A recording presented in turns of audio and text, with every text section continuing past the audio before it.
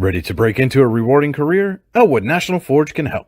Elwood National Forge produces critical defense-rated parts to all branches of the United States military, meaning each day our employees are doing their part to support the men and women protecting our country. With multiple positions currently available and several career paths to choose from, Elwood National Forge offers on-site and on-the-job training, competitive pay and benefits, including 401k and insurance that start the date of hire, paid time off, and long-term job security. We'd love to support you in building a career. To learn more about becoming part of the Elwood National Forge family, visit enfjobs.com.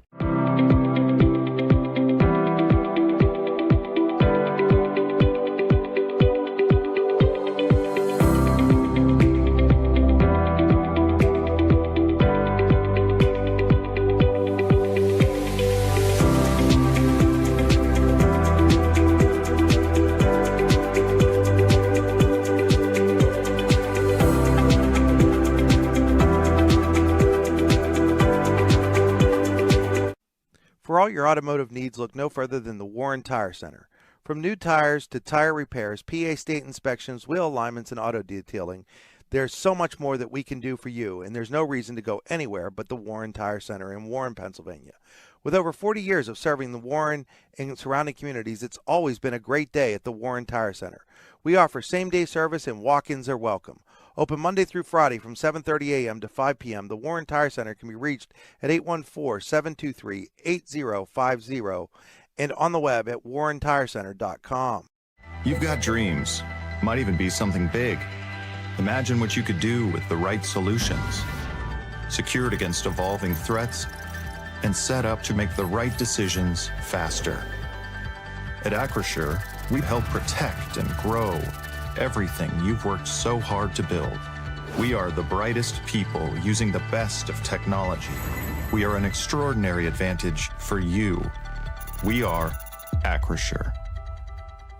Here at the Warren County Chamber of Business and Industry, we like to focus on our community and help our local businesses expand and succeed. Why join WCCBI? Not only do we offer a way for local businesses to grow and prosper, but we also provide business development, community involvement, and member benefits. Becoming a member of WCCBI includes benefits such as networking and ribbon cutting. Become a member or to see additional information, visit WCCBI.org today.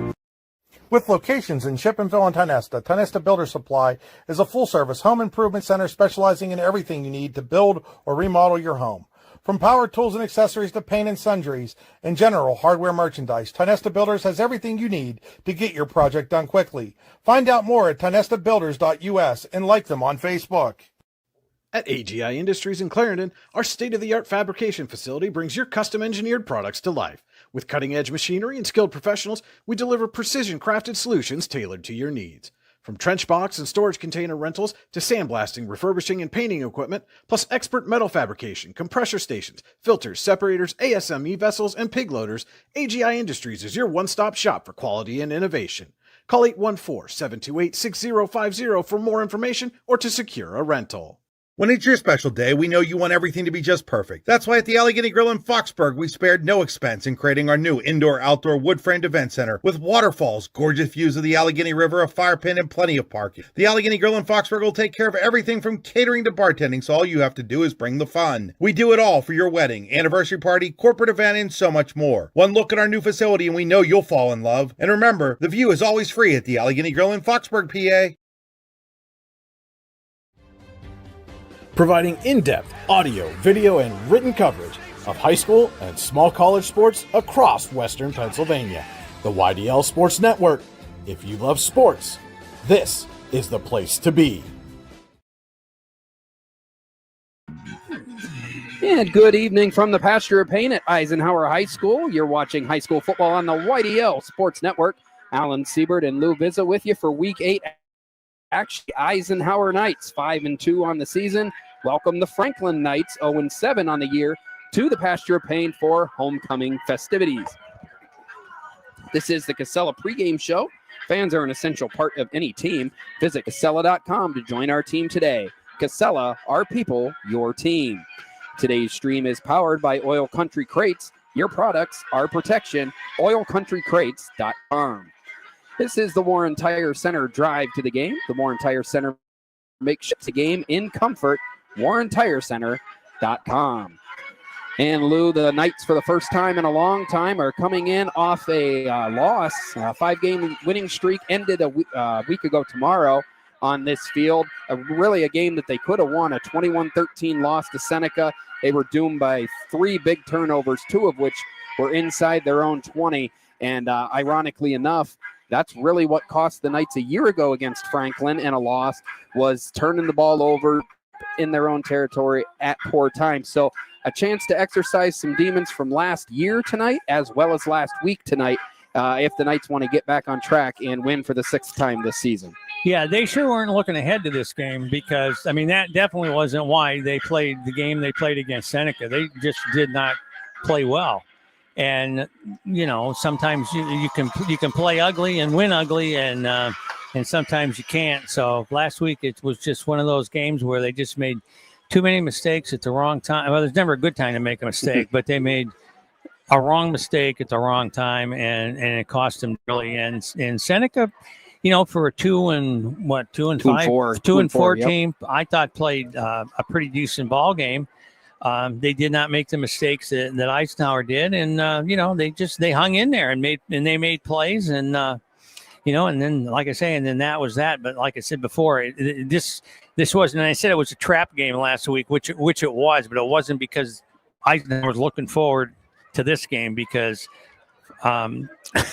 Franklin hasn't won. In fact, you know, this is a team that Warren beat to stop their you know, their long losing streak. So, and I don't know if they've gotten any better, you know, in the last few weeks, or injury wise or otherwise. But you know, and this one is, it's going to be pretty simple. You got to get up quick, and you got to get up early, and you got to just keep your foot on the gas. And even though it may look ugly and there may be, you know, running clock in the second half, or you may get to it in the first half, that doesn't make any difference tonight. You got to right the ship, and this is a good game to hopefully right the ship with. Yeah, and you said it best there. You talked about a trap game, and this would probably be the definition of a trap game.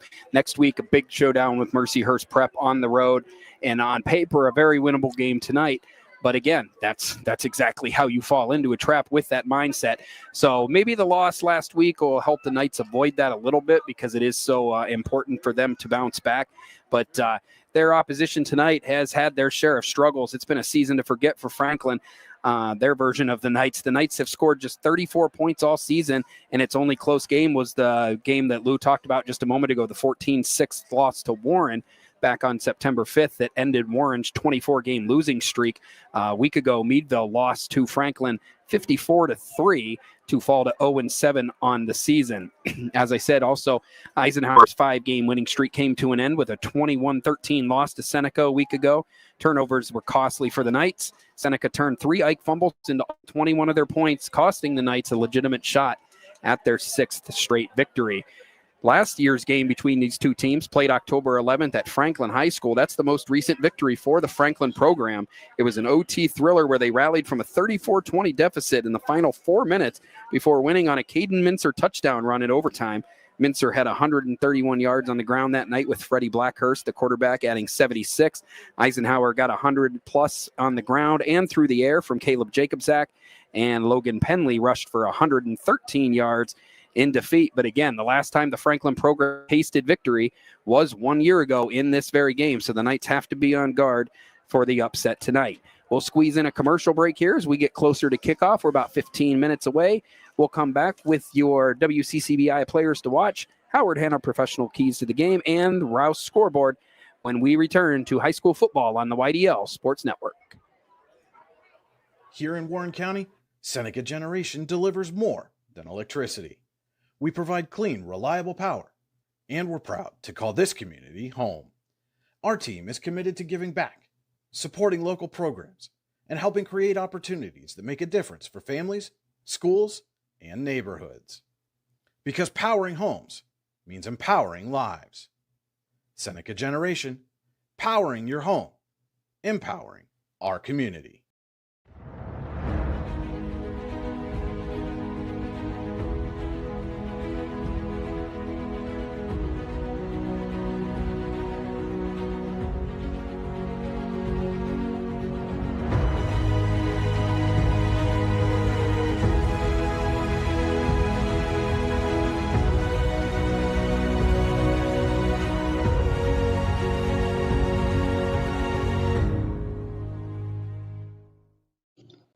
Icy Ink Screen Printing and Embroidery offers screen printing and embroidery on apparel as well as on cool gear like backpacks, window decals, and engraved tumblers.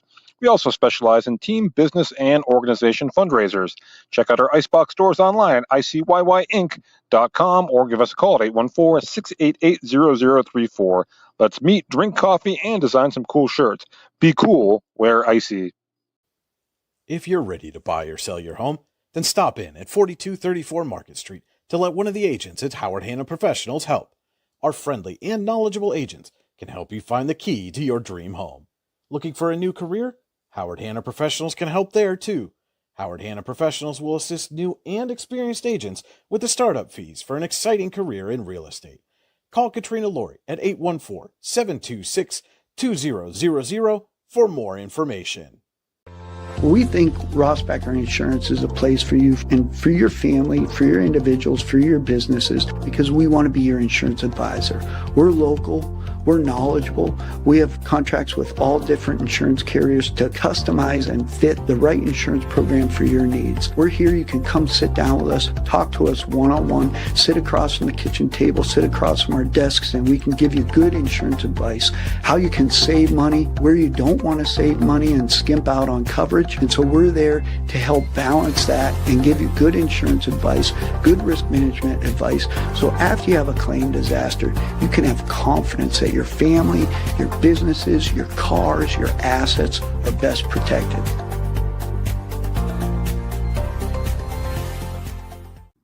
Make 2025 the year you take the next step in your career with the Clinical Medical Assistant Program or Professional Development Seminars at the Warren Forest High Ed Council. Learn how to make college affordable at the Financial Aid Seminar or grow your personal skill set with Fall Country Brunch and Event Planning Made Easy classes. Go to high-ed.org or call 814-723-3222 to register. The Warren Forest High Ed Council, your access to lifelong learning. And welcome back to Eisenhower High School, homecoming night here at the Pasture of Pain. And high school football on the YDL Sports Network. Alan Siebert and Lou Vizza here with you, bringing you the Casella pregame show and welcoming you into the AGI Industries Storage Containers broadcast booth. AGI Industries is your one-stop shop for quality and innovation. Call 814-728-6050 for more info or to secure a rental. Move on now to the WCCBI players to watch. Find out what the Chamber Advantage is all about at WCCBI.org. As I said earlier, Franklin's a team that has had its share of struggles and has been dealing with a bunch of injuries on the year. Junior quarterback Freddie Blackhurst is the team's leading passer, but he's only 11 of 41 for 176 yards with a touchdown and 6 interceptions. These stats, by the way, are missing games against Erie and Northeast that were not included in the stats provided. Junior Caden Mincer on the ground, 132 yards, 683 yards, by far the team's leading rusher. Nobody else on the team has even over. Wilmeth has 11 catches for 136 yards to easily lead the team in that category. For Eisenhower, Caleb Jacobzak, 30 of 65, 409 yards, 3 touchdowns, 4 picks on the year. Jacobzak also leads the team in rushing with 733 yards and 8 touchdowns. Logan Penley, 631 yards and 12 scores. And Nolan Giesing, who missed much of last week's game, has 44 carries for 254 yards and 5 touchdowns. Giesing and Penley share the team lead in receptions with 8. And Nolan Giesing leads the team in tackles. Gavin Lindemuth has 5 sacks. And Jacob Zach, 3 interceptions to lead the Eisenhower offense. So now we'll take a quick break here before we jump back into the keys to the game, and we'll have Lou take a look here at the Rouse scoreboard powered by Seneca Generation. Our scoreboard tonight is brought to you by Rouse. Rouse is caring for generations. Visit rouse.org to find out more. And our board is powered by Seneca Generation. Seneca Generation, powering your home, powering our community. All right, Lou, what's going on around D9 and D10 here tonight on this week 8? Well, I hope these are tonight's games. Because I'm not finding what I usually find, but I have Punxsutawney's at St. Mary's tonight. Punxsutawney comes into the game is undefeated 7-0. Smethport is at Union AC Valley. Otto Eldred is at Port Allegheny. Port Allegheny is also 7-0. That's on Saturday at 1:30. Du Bois is at Brookville tonight. Keystone is at Ridgeway. Bradford at Central Clarion. Clearfield is at Somerset. Cottersport is at Kane. Brashear is at Red Bank Valley. Cameron County is at Bucktail. Juniata Valley is at Kerwinsville. Monotau is at Union City. And more football. Let's see what else we got. The only one I know for sure is Warren is at Oil City. I do know that one for sure. So I know that one for sure. We get better score. I mean, at halftime. Yeah, halftime we'll take a look at the scoreboard for the week and get a little more of a. We'll have some scores and updates at that point too. So we'll squeeze in one more break here. We got about 7.5 minutes till kickoff. We'll return with a few brief Howard Hanna professional keys to the game and the opening kickoff. You're watching high school football on the YDL Sports Network. Founded in 1978 and headquartered in Warren, Pennsylvania General Energy has become a leading oil and natural gas producer in the Appalachian Basin. PGE is a proud and growing organization making positive contributions to the region's economy and environment. We are equally proud of our commitment to safety and environmental programs. PGE is a strong, family-oriented company that believes in giving back to the communities in which we live, work, and play. PGE, producing the energy we need, protecting the environment we treasure.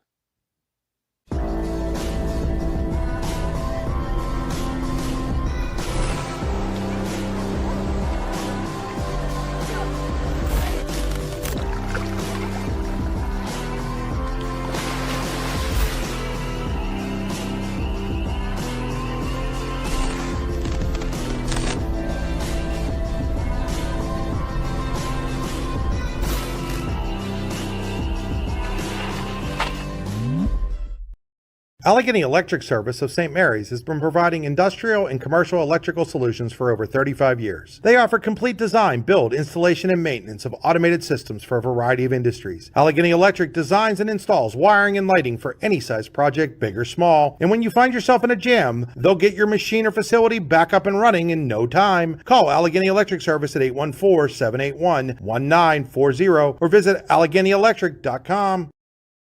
Looking for affordable auto, home, and life insurance? Look no further than Allstate Insurance, the David Jones Agency in Clarion and Meadville. At the David Jones Agency, you get personalized attention from someone who lives where you do. The David Jones Agency meets you where you are. They are available during regular business hours, Monday through Friday at their office, via appointment at the office after hours, or remotely. The David Jones Agency also offers investment opportunities, including annuities and IRAs. The David Jones Agency can be reached in Clarion at 814-223-4000 and in Meadville at 814-337-5107.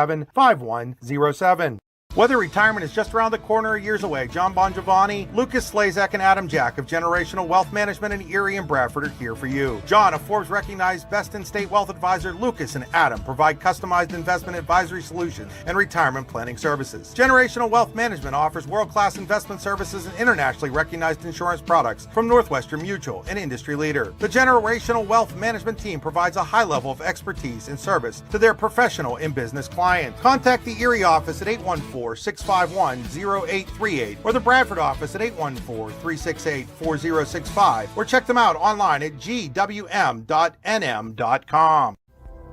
Discover radiant beauty with Healing Beauty by KJ. Our natural, cruelty-free skincare line harnesses the power of nature to nourish and rejuvenate your skin. From hydrating serums to soothing creams, find your perfect routine. Shop now at shophealingbeauty.com for exclusive offers and free shipping on orders over $50. Healing Beauty by KJ. Glow naturally. Shine beautifully.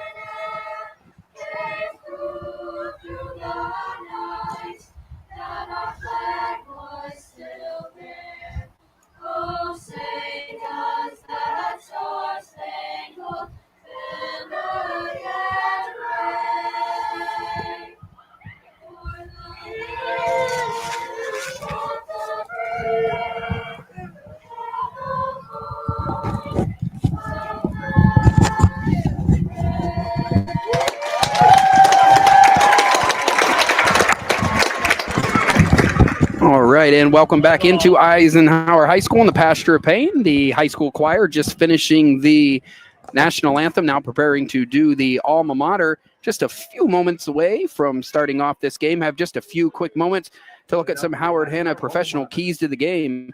Howard Hanna Professionals can help you get keys to a new home. Call 814-726-2000 or visit howardhannaprofessionals.com. And Lou, one thing we already talked about it once, the quick start and staying on the throttle has been a problem for Eisenhower all year. And tonight, any game where you're on paper, at least a big favorite, it becomes more and more important. And that's what the Knights are going to hope to see here, especially in the first 5 or 6 minutes of this game.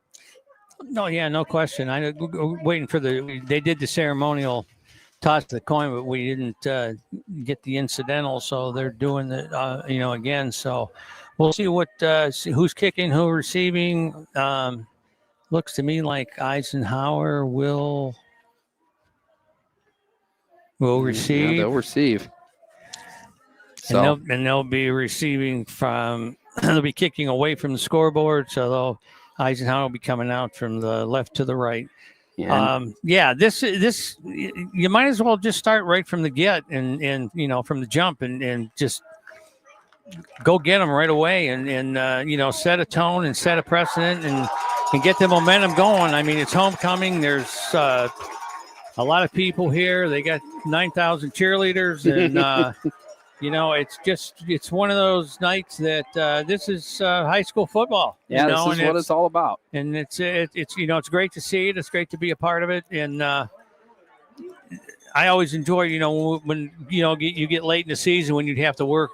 One of these games, the only bad thing about it was you go from 15 to a 20-minute half. And, and you're just going a little bit later into the night when other times you wouldn't be. So.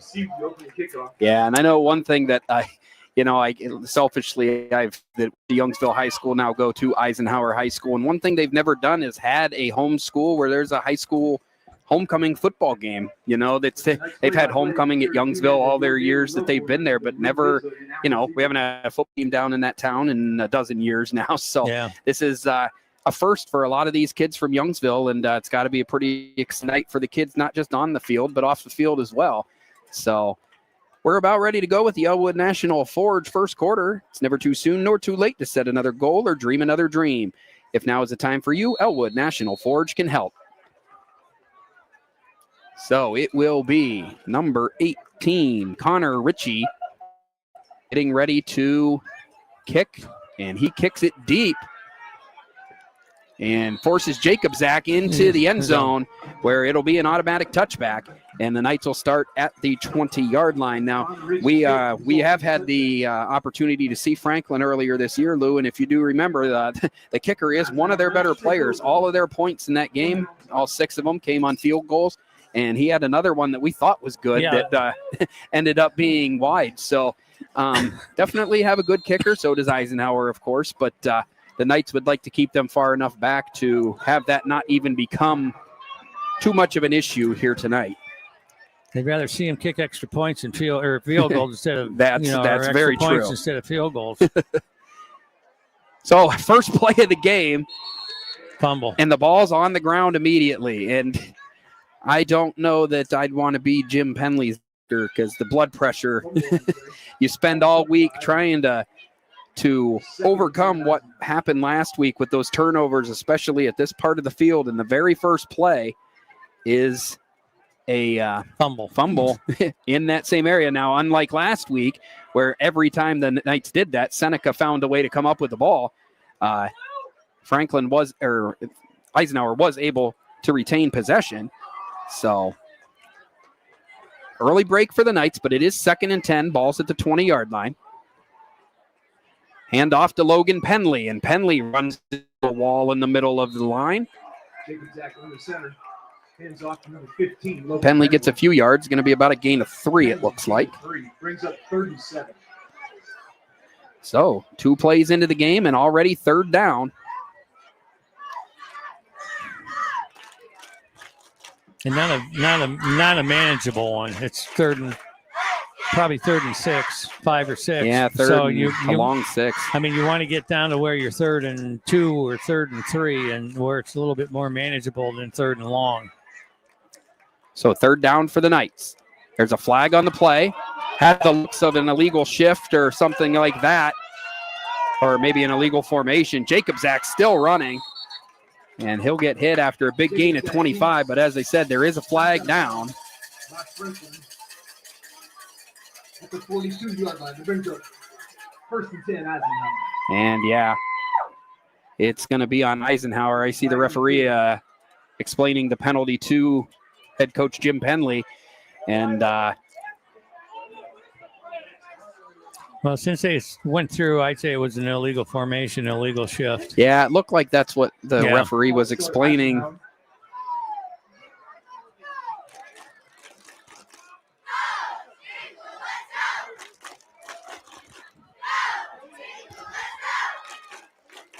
So a 5-yard penalty on the Knights, and that 26-yard gain on 3rd down from Caleb Jacobzak is erased.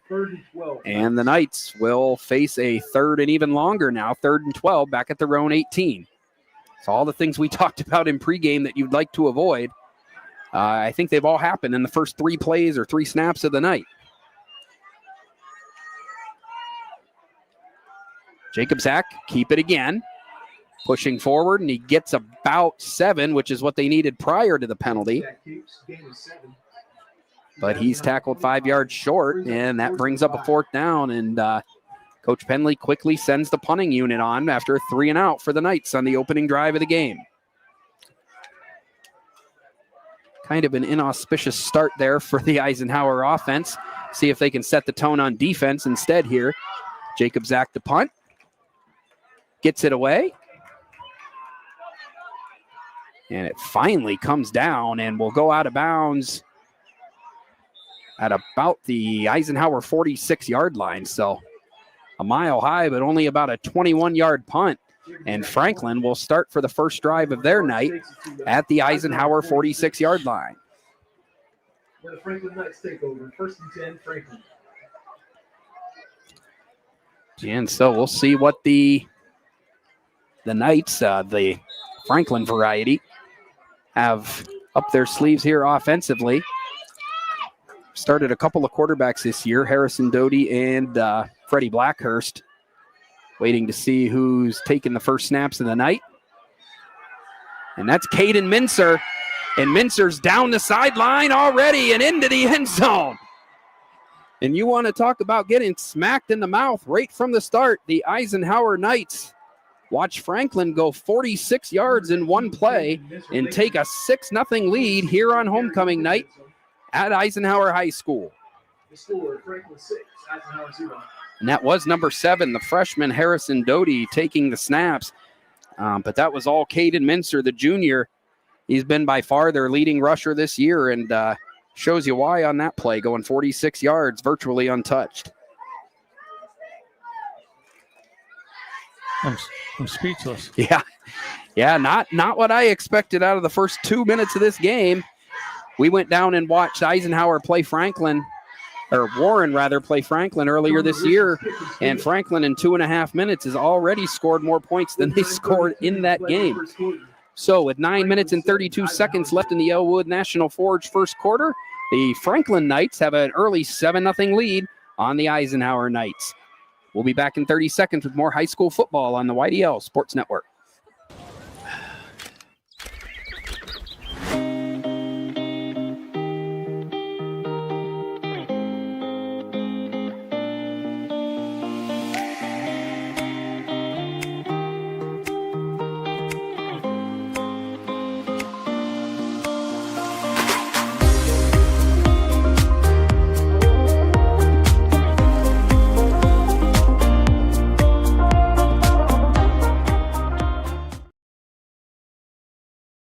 And we're back here at Eisenhower High School, the pasture of pain.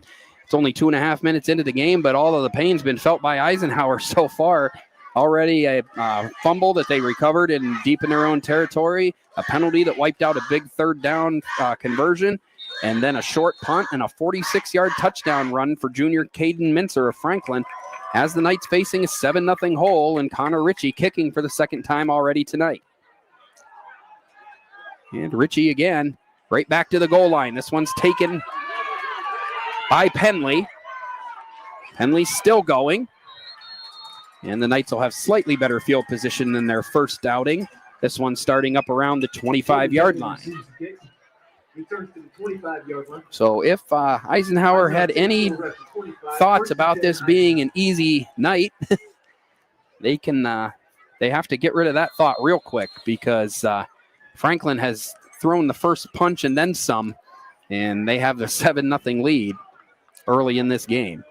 Yeah, this isn't the way we wanted to start, but now we got to adjust and take the second drive here and see what we can do. Jacob Zach's in the shotgun. He's going to throw. Got all day back there, directing his receivers. Finally throws and has to throw it away. Out of bounds, clear of anybody. And there is a flag on the play. And you hope there wasn't maybe a hold or something, as long as he was in the pocket. Roughing the passer. So Jacob Zach does what Jacob Zach does. He keeps the play alive, and usually when he extends it, good things happen. And he'll take a big hit, but the Knights will get their first down. Ty Nesta Builder Supply first down of the game. And the ball will be moved up to the Eisenhower 40, as the Knights hope to cut into this early Franklin lead. First and 10 Eisenhower.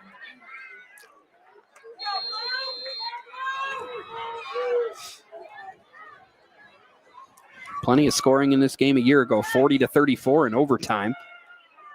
7-0 already, and the Knights trying to even things up. There's a handoff to Gelati.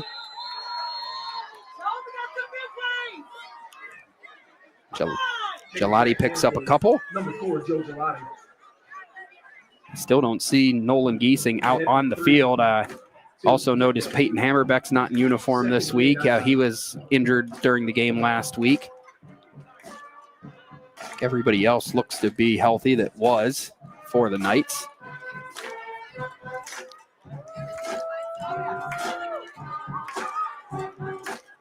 Jacob Zest got 2 wide receivers outside, Hudson Haight and Ben Lindbergh. Jacob Zach keeps it and then pitches to Penley. Penley upended hard, about a yard shy of the first down. Big hit there from number 4, Freddie Blackhurst. He was the team's quarterback for much of the season, and now taking some of that frustration out on defense with a big hit of Logan Penley. Jacob Zach did a nice job on that option play. Took it away from the dive, made a nice pitch, and we got a good gain. Now we're 3rd and manageable, 3rd and 1. Yeah, you like that a lot more than the 3rd and 7 and 3rd and 12 they faced on the last drive.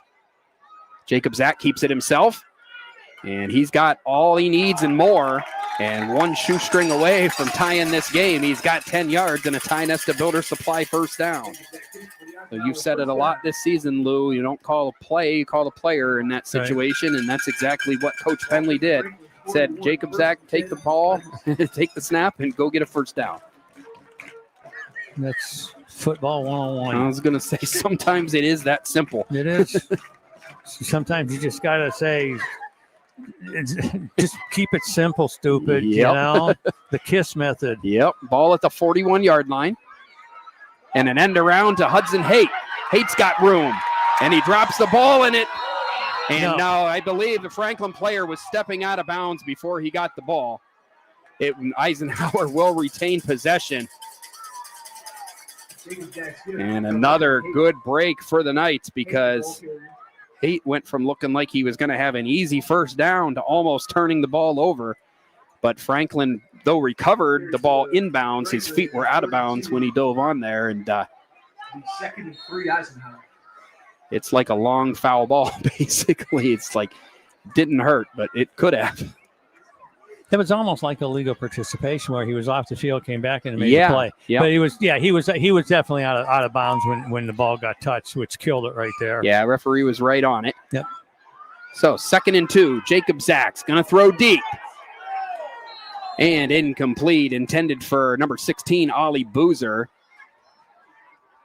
Number 3, Edward Maddox had the coverage. Not a horrible time to take a shot there. It was second and short, so third down and still where you want to be. 3rd and 2. This part of the field, you got to imagine you got 2 plays to get it. 7:07 remaining in the first quarter. Knights down 7 on the scoreboard. Eisenhower Knights, that is. I can't say Knights all. I'm going to have everybody confused. Jacob Zach hands to Penley. Penley does enough to get the Eisenhower first down. It's a gain of 3. And this impressive Eisenhower drive will continue. Really haven't been able, other than the play that was called back, haven't been able to break much for big gains so far today. No. But he'll take this slow and steady sometimes.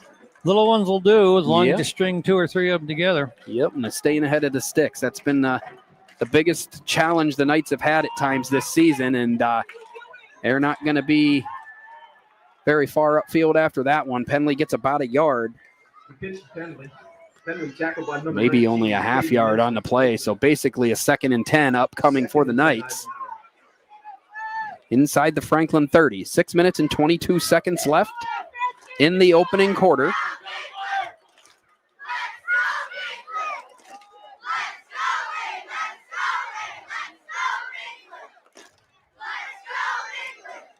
Ball at the 29-yard line for the Knights of Eisenhower.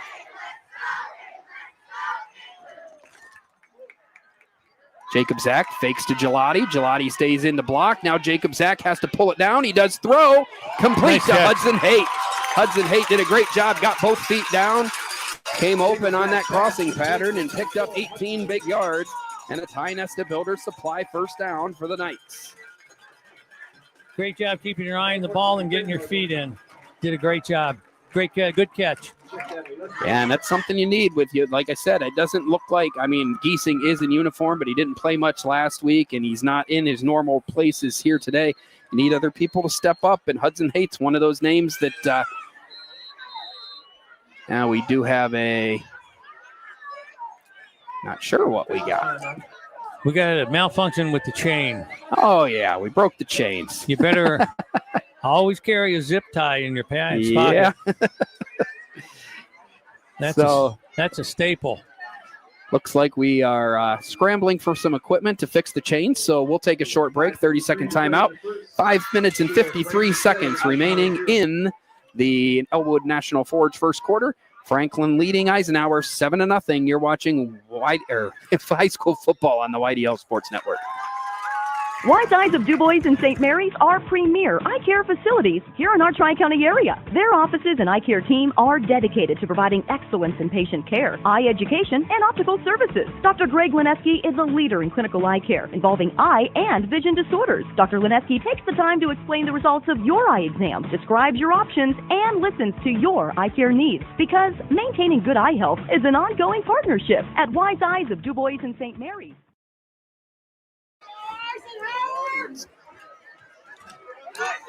Back here at Eisenhower High School. 7-0 lead for Franklin, but Eisenhower threatening after the 18-yard catch from Caleb Jacobzak to Hudson Haight. Jacobzak hands to Penley. Penley's got room. He's still going inside, down around the 3-yard line. Gain of 8 on the play, and the Knights have a 2nd and short from the 3-yard line. Trying to score for the first time tonight with 5.5 minutes remaining in the first quarter.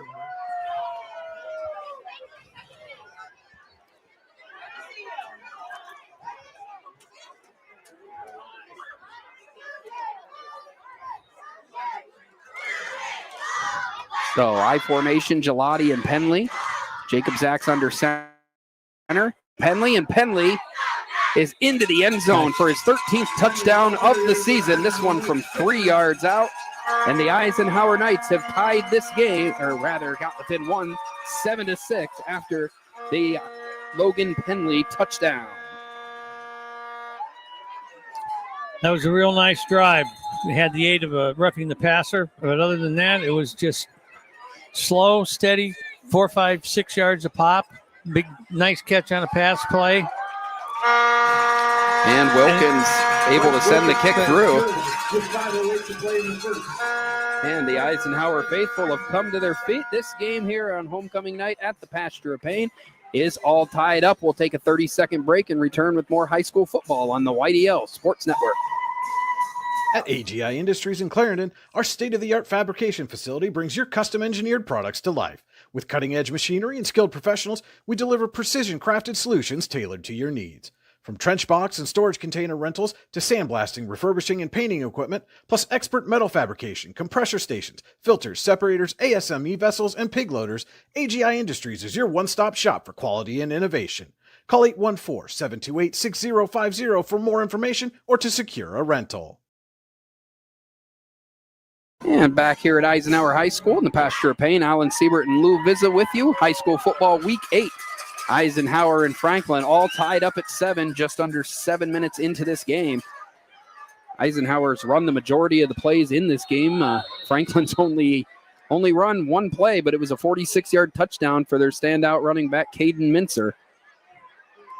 And now Eisenhower's defense will look to have a little more success this time around. That ball on the ground and down the 33-yard line, recovered by number 44, Luke Marsteller. And that's a conversation we seem to have weekly, Lou, is Eisenhower doesn't seem to like to kick the ball deep. I don't know if it's like a lack of trust in the coverage or what, but a lot of times they give decent field position to their opposition because they choose to kick it short. You know, I want to say like they really feel like they're out kicking the coverage. Mm-hmm. Well, get 10 other guys that can run faster. Yeah. So Doty's in the shotgun and he's going to pass, and it's complete. Caught by number 2, Jaden Wilmuth. And Wilmuth second down and about 1 after the 9-yard gain.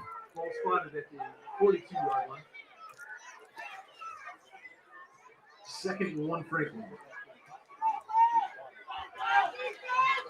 So 2nd down and 1, 4 minutes and 36 seconds remaining in the opening quarter. Eisenhower looking to get their first defensive stop of the night. Hand off to Mincer. Mincer keeps them legs churning, and he's into Eisenhower territory. A gain of 10 yards, so. And we briefly talked off air during the commercial there, Lou. That's one thing the Knights are going to have to get under control. Mincer's a strong runner, and he's only had a small sample size so far, but he's kind of doing whatever he wants right now. Yeah, you almost got to put a spy on him. You know, you got one guy just keeping their eye on him and just following him and spying him. And, the linebacker or defensive back or something, it's almost like a boxing one on basketball because they haven't shown anything else besides him running. I can't think of a better spot for Nolan Giesing to be if he were healthy. That's his spot, middle of the field. And they go to somebody other than Mincer here. They go to number 8, Connor Johnson. And you can see the difference in result. Johnson picks up a couple yards, but not much. The explosiveness of Mincer is what Franklin's going to have to rely on. And if the Knights want to win this game, they're going to have to contend with that for sure.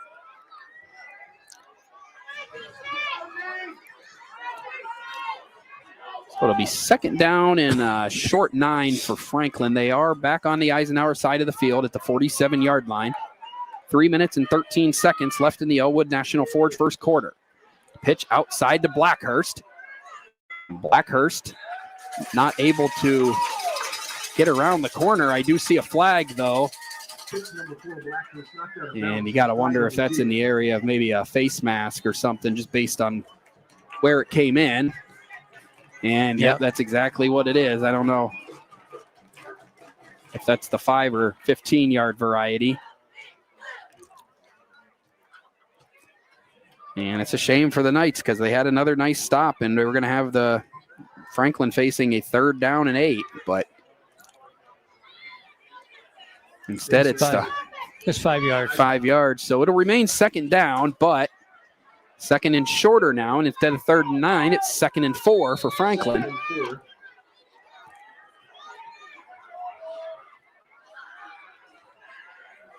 Pitch to Mincer. And much better job that time at containing. Gavin Lindemuth set the edge, and then Jacob Zach was there, and others helped bring down Mincer after no gain.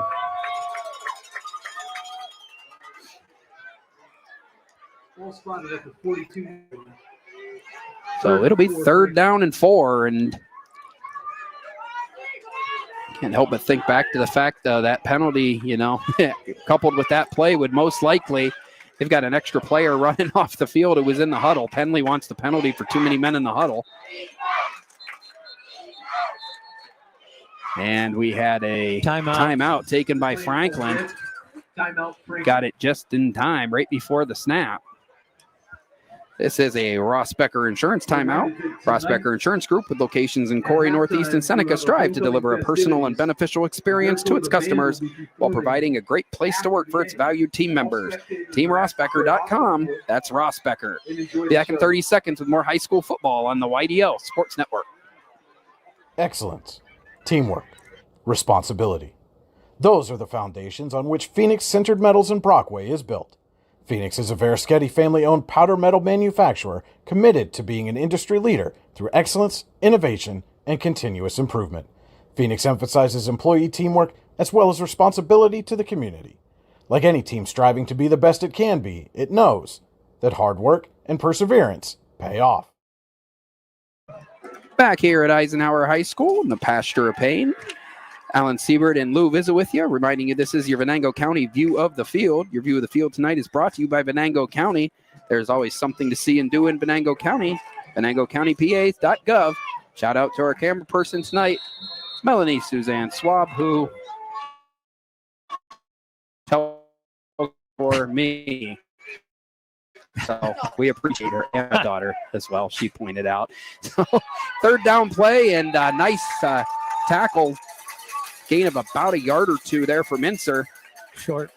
And it is short. It's going to be 4th and a couple, but that play call kind of led me to believe that they're likely going to be going for it here on 4th down. So brings up 4th down for Franklin. 4th and 3.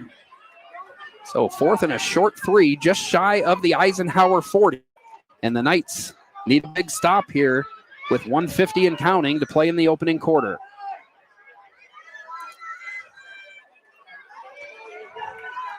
And we'll see if, much like the Knights tend to do, if they will go with the player here, Lou. Watch the ball, don't jump. And they're not going to go to Mincer. Boozer coming around. Intercepted by Caleb Jacobs. And he's going to go the distance. A pick 6 for the Eisenhower Knights on homecoming night.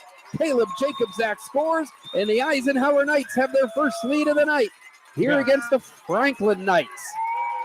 There is a flag. I don't know if it was during the comeback or. There's a flag on the field.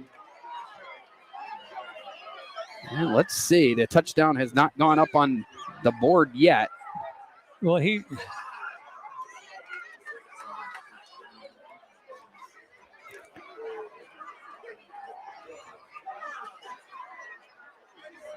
Bryce Colson telling him, come on down here. So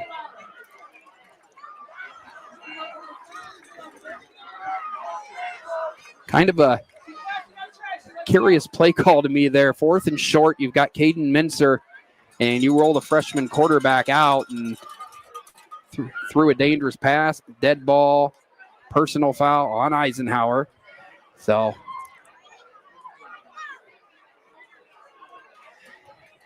poor Bryceton Wilkins. He's been put through it there, and he'll come out for yet another. Well, and I guess maybe they've chosen to do it on the kickoff. Let's see here. Well, yeah, they scored. Yeah. So, I mean, you can't. So we'll put the touchdown back up on the board. I know earlier this year in this same situation, they backed up 15 yards on the extra point. That was the game that they won by 1, where Wilkins was our player of the game. He must be choosing to take it on the This will be on the kickoff. kickoff. Yeah, as Wilkins' extra point is through. And for the first time tonight, the Eisenhower Knights have the lead here, 14-7 at the Pasture Payne. Take a 30-second break and be back with more high school football on the YDL Sports Network. This is Chris Rossetti from the YDL Sports Network, and I want to take a moment to tell you about my friend Paul Burdick. Paul is the Dean of District 9 Photography, and he is here to serve your needs with action photos, team photos, and so much more. Paul has shot everything from Little League through the pros and is a regular at PIAA championship events and Penn State football. Find out more or buy a photo at pburdick.smugmug.com. Are you looking for an upcoming, young, energetic photographer to shoot your team or individual athlete? Then contact Anima TV today at 814-594-5783. Anna's work has been used in many publications over the last few years, including right here on the YDL Sports Network. Find out more at animatvphotography.com. Oh, back here at Eisenhower High School. And the Eisenhower Knights lead Franklin 14-7. Caleb Jacobzak with a pick six on a fourth down pass play for Franklin. And so Eisenhower, instead of kicking off at the 40, will kick off from the 25 after the personal foul, which was called after the Knights scored that touchdown. And now we'll see.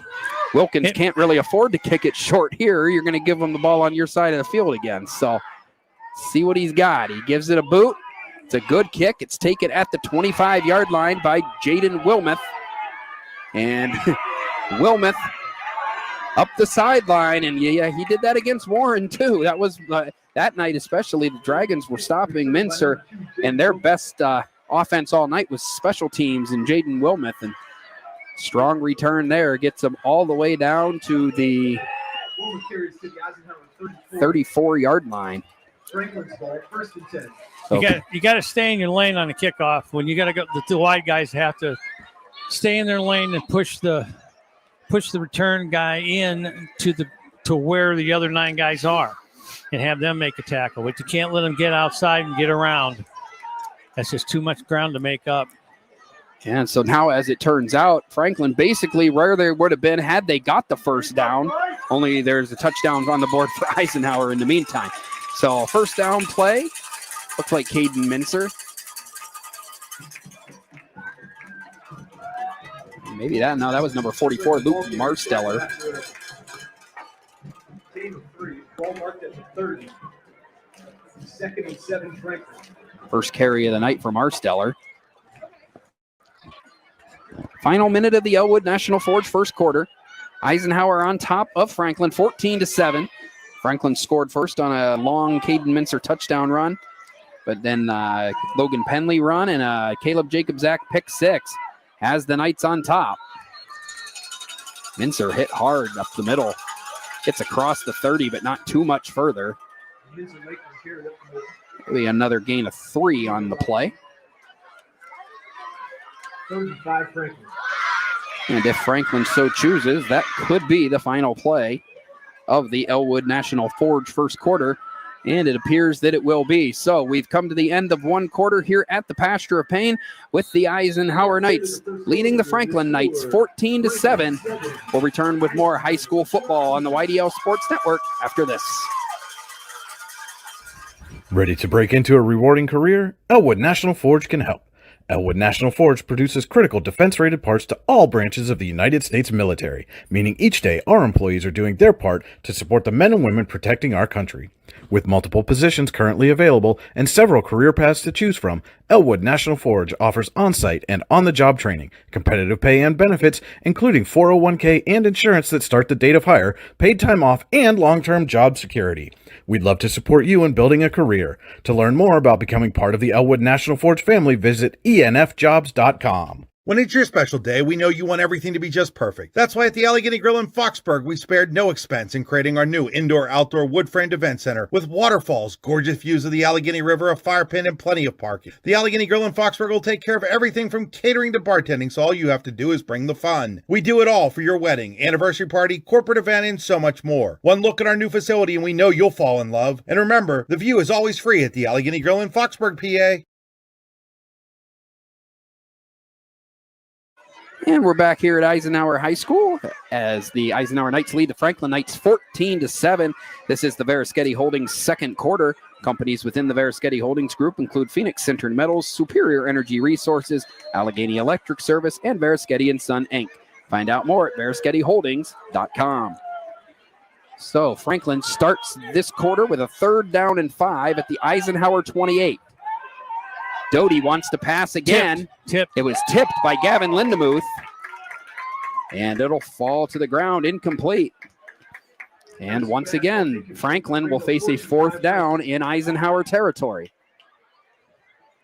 And yeah, this is something we noticed too in that first game, Warren against Franklin. Franklin spent a lot of time down at this end of the field, and Warren just kept tightening up, and Eisenhower's trying to do that for a second straight drive here.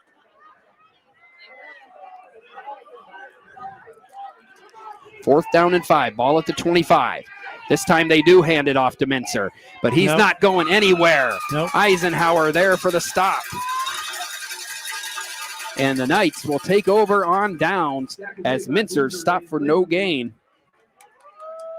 And after getting 56 yards on his first 2 carries of the game, just 5 yards on his last 4 carries now as the Knights defense is stiffened. And now the offense will get a chance to take back over with 11 minutes and 44 seconds remaining in the first half. Maybe they put a spy on him. It might have heard you. That was a good pursuit from the inside. I mean, the defensive line just held their blocks and just followed the ball and made a nice play. So the Knights take over at their own 29. Logan Penley starts this drive with a carry, and it's a nice gain, positive yardage up to about the 33, gain of 4. Reminder that at halftime tonight, it is homecoming here at the Pasture Payne Eisenhower High School. Homecoming festivities will be live streamed as well during the halftime. And we'll also have our usual Allegheny Grill of Foxburg halftime show. But we'll be taking some time to show our King and Queen candidates and the crowning of the 2025 Eisenhower High School Homecoming Queen. Again, that's coming up at halftime. So 2nd and 6 for the Knights. Jacob Zach's under center. Keeps it this time, turns the corner, and he's got tons of daylight. Jacob Zach, 2 men to beat, and he's going to beat them both. Jacob Zach to the end zone, 67 yards. And Caleb Jacob Zach has the Eisenhower Knights on top 20-7 here on homecoming night.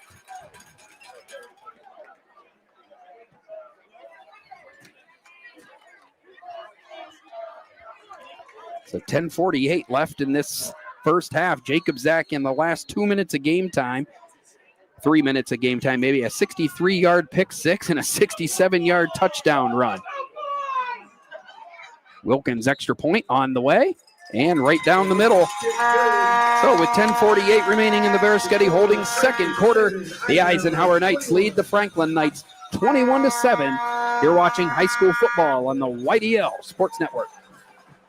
Craft beer, craft food, craft service. You get it all and more at Station 101 in DuBois. Whether it's a relaxing evening with friends at Cozy Family Dinner or that special night out with someone unforgettable, Station 101 is the place where memories are made. Dive into a new American culinary journey where every bite is made with premium, farm-fresh ingredients. Quench your thirst with our impressive craft beer lineup, 12 brews on tap, over 120 bottles to explore. From the first sip to the last bite, Station 101 delivers an experience that's anything but ordinary. Station 101 in DuBois, PA, crafted for you.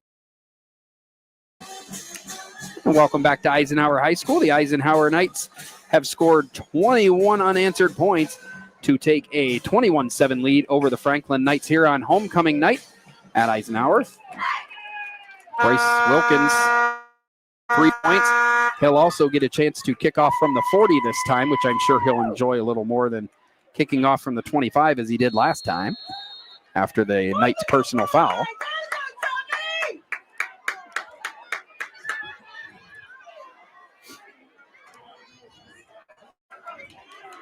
And the biggest thing they have to avoid here is probably Jaden Wilmuth, who's returned well all season. They do kick it deep here. Taken inside the 5 by Wilmuth. And he's trying to get outside. And he ran a long way to get across the 20. I was just going to say he ran 62 yards to get 20. And all that, and still he was only one or two people away from breaking that through. So Franklin will start this drive at the 23-yard line. And it's kind of now or never time for Franklin. That 7-0 lead that they had the first 2.5 minutes of this game, the 3 and out, and then the long touchdown run, a distant memory, because over the last 11 minutes of game time, the Knights have scored 21 unanswered and have the 14-point lead. And the defense back on the field already scored one defensive touchdown. Hand off to Mincer. And Mincer, strong run that time. Gets across the 30. That's a gain of about 8. Get the feeling that Caden Mincer is going to be a tired boy by the end of the night. Franklin 31 brings up. It's already been called on to carry, I guess only 7 times, but that's about 65% of their plays.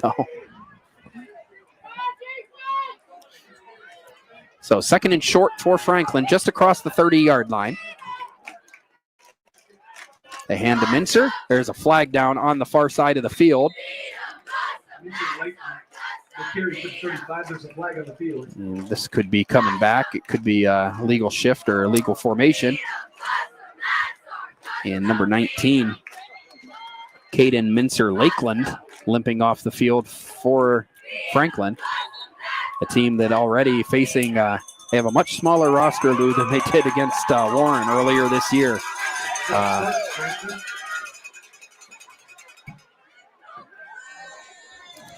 So that'll go back to the original line of scrimmage and back 5 yards. And it'll be 2nd and 7. Moves the ball back to the 22-yard line. Illegal formation. So 2nd and 7 for the visitors here. 9:50 left in the first half. Eisenhower up 21 and points. Shotgun. And he keeps it this time. And then dives forward and gets what he can. He picks up about 3 yards. Tackled at the 30-yard line. And it's 3rd down for Franklin. Jeep Wagoneer. A gray-black Jeep Wagoneer to parking lot. License plate MVF 8619. If you could move it, please. Please move the Jeep Wagoneer. MVF 8619. So 3rd down, and it looks like it's going to be about 3 or 4 yards.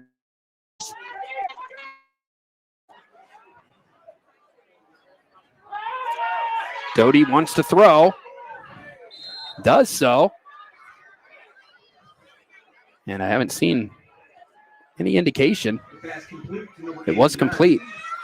Number 89, Anthony Martin, made the catch. It is 4th down, but it is very close. Brings up 4th and 1 Franklin. Made a nice sliding play, and see what Franklin wants to do here.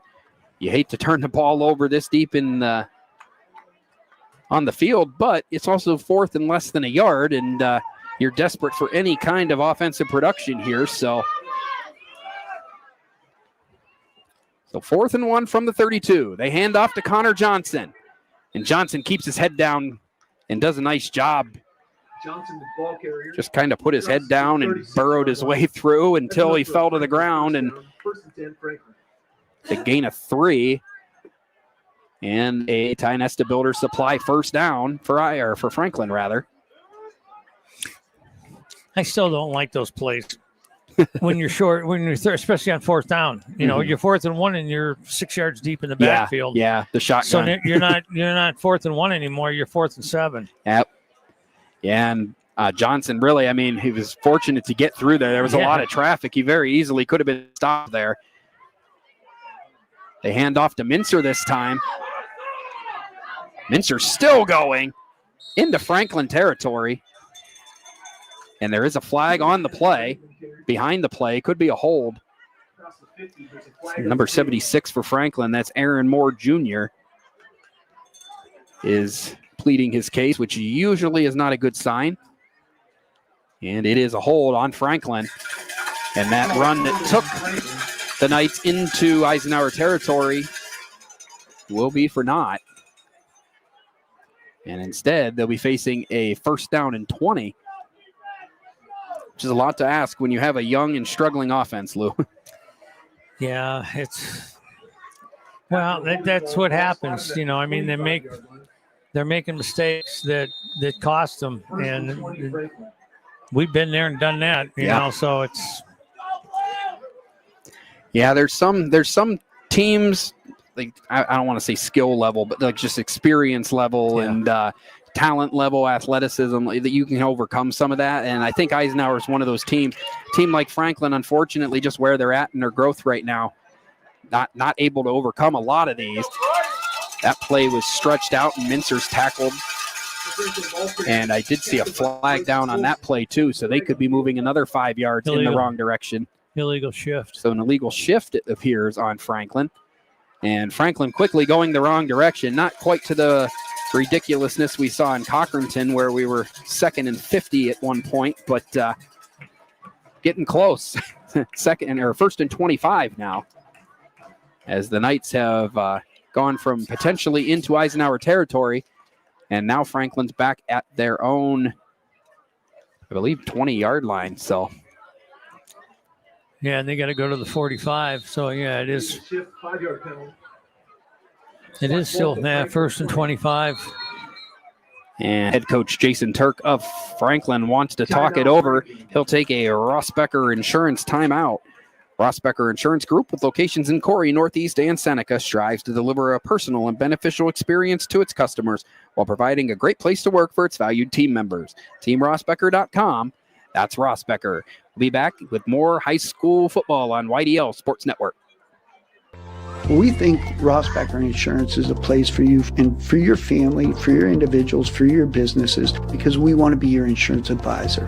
We're local, we're knowledgeable, we have contracts with all different insurance carriers to customize and fit the right insurance program for your needs. We're here, you can come sit down with us, talk to us one-on-one, sit across from the kitchen table, sit across from our desks, and we can give you good insurance advice, how you can save money, where you don't want to save money and skimp out on coverage. And so we're there to help balance that and give you good insurance advice, good risk management advice.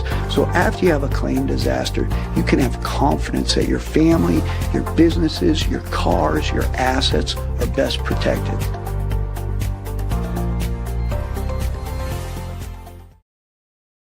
Welcome back to Eisenhower High School in the pasture of pain. Eisenhower has a 1st and 25 forced against their opponent, Franklin. Doty wants to pass, and he overthrows Caden Mincer, his intended target. Or rather, that was not Caden Mincer.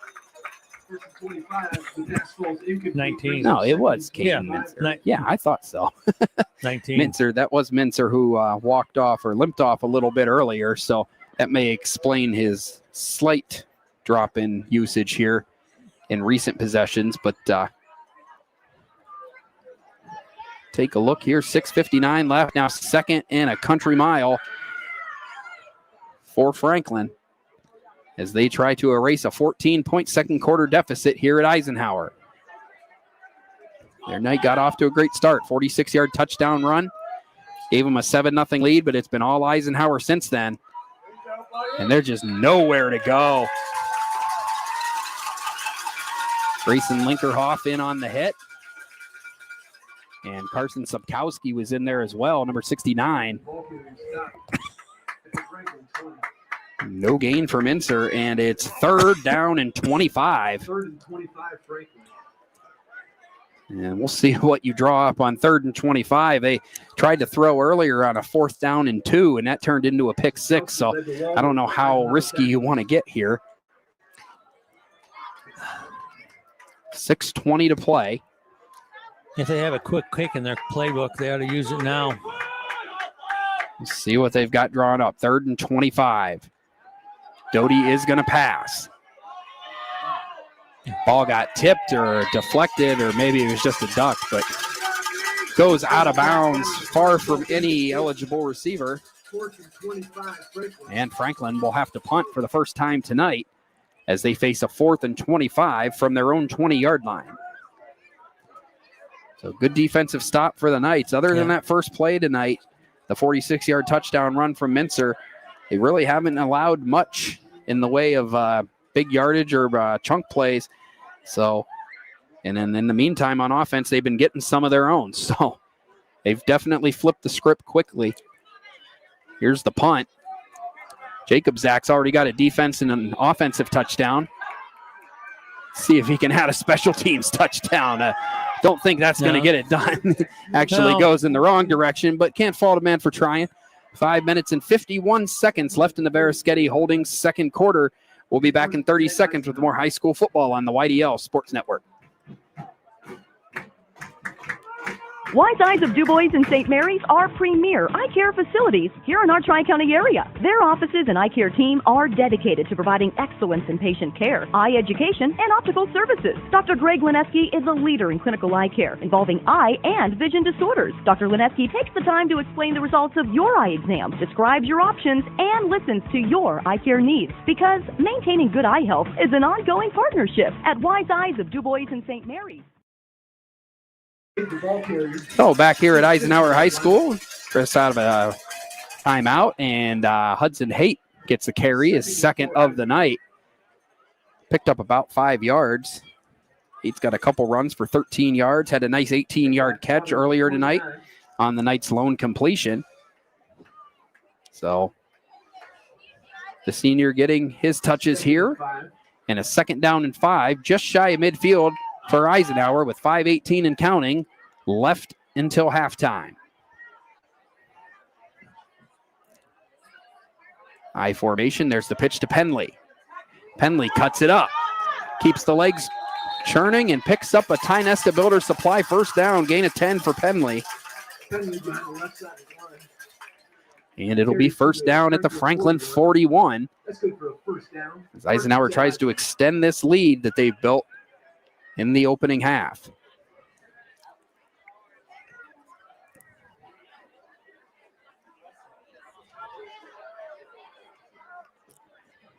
So 1st and 10, ball at the 41-yard line.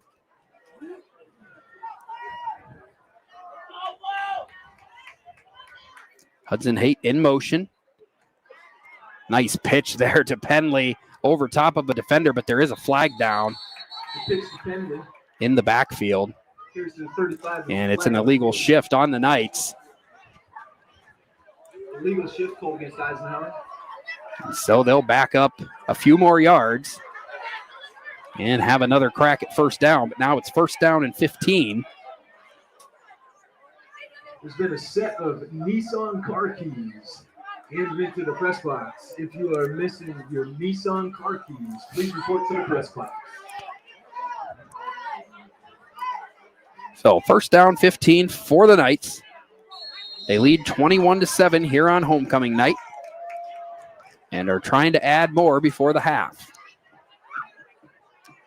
After the penalty of 1st and 15, Eisenhower.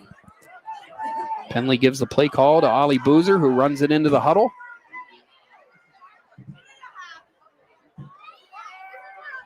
And now the Knights will quickly come to the line. Hands up for the back judge. Jacob Zach needs to snap it, gets it off just in time with the pitch to Penley. Penley, nice patient running. Ends up picking up about 8 before it's all said and done. Somebody's down. Yeah, somebody down on the Eisenhower, for the Eisenhower Knights on that side of the field. We'll hope to see him pop up as they look at him real quick, and we'll step aside for a quick timeout and return with more high school football on the YDL Sports Network. Founded in 1978 and headquartered in Warren, Pennsylvania General Energy has become a leading oil and natural gas producer in the Appalachian Basin. PGE is a proud and growing organization making positive contributions to the region's economy and environment. We are equally proud of our commitment to safety and environmental programs. PGE is a strong, family-oriented company that believes in giving back to the communities in which we live, work, and play. PGE, producing the energy we need, protecting the environment we treasure. Here at the Warren County Chamber of Business and Industry, we like to focus on our community and help our local businesses expand and succeed. Why join WCCBI? Not only do we offer a way for local businesses to grow and prosper, but we also provide business development, community involvement, and member benefits. Becoming a member of WCCBI includes benefits such as networking and ribbon cutting. Become a member or to see additional information, visit WCCBI.org today. Stay out of play. Yeah, back here at Eisenhower High School, Logan Penley was able to walk off under his own power. He's on the medical table here as the Knights face down a 2nd down and 6 from the 37 of Franklin. Jacob Zach gives it to Gelati. And Gelati does his best Penley impression, goes right up the middle and ends up with a 3-yard gain before it's all said and done. So sets up a 3rd and short for Eisenhower as they lead with 3 minutes and 12 seconds left. So nice job of chewing up the first half clock here on this drive. This drive started with about 6.5 minutes left in the second quarter, and they've taken more than half that up and still have a little ways to go here. 3rd down and 3 from the Franklin 34. Yeah, these are good sustained drives. I mean, you're chewing up clock. You got the lead. You know, you can afford to just take your time, run the clock, pick up some 5-10 yards at a time and go from there. Jacob Zach, nice job to cut it upfield. He realized pretty quickly he wasn't going to get to the edge. He's only going to get about a yard, though, and it will be 4th down, but you got to think it's 4-down territory for the Knights at this part of the field. It'll be 4th and a couple. 2:19 counting left in the Verischetti Holdings second quarter. Eisenhower Knights on top 21-7 here on homecoming night, and homecoming festivities are coming up at halftime as part of our Allegheny Grill of Foxburg halftime show. 2 minutes now. Jacob Zach's in the shotgun. Now he cuts it upfield. He's got the 1st down and more. He's still going.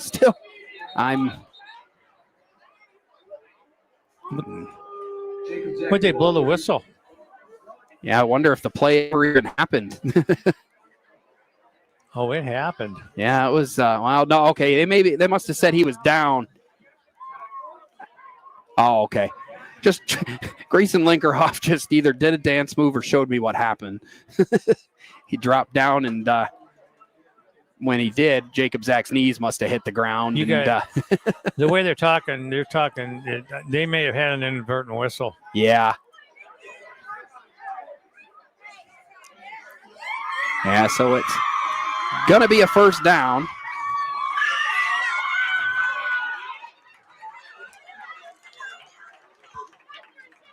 A gain of 8 for Jacob Zach, but it could have been a lot more without the whistle. But nonetheless, they'll take the 1st down. Ball's at the 25-yard line. Jacob Zach wants to pass. He looks, he throws, complete, touchdown. Number 9, I believe that's Gavin Lindemuth. Touchdown of the season, and with 1:35 left in the opening half, the senior gets on the board with a touchdown, and the Knights lead 27-7 here at the Pasture of Pain. So they have not had to throw the ball much tonight, but when they have, it hasn't been too bad. And Eisenhower's got its biggest lead of the night with Bryce Wilkins trying to add the extra point to make it 28-7, and he does. So with 1 minute and 35 seconds remaining in the Verischetti Holdings second quarter, the Eisenhower Knights lead the Franklin Knights 28-7. Back in 30 seconds with more high school football on the YDL Sports Network.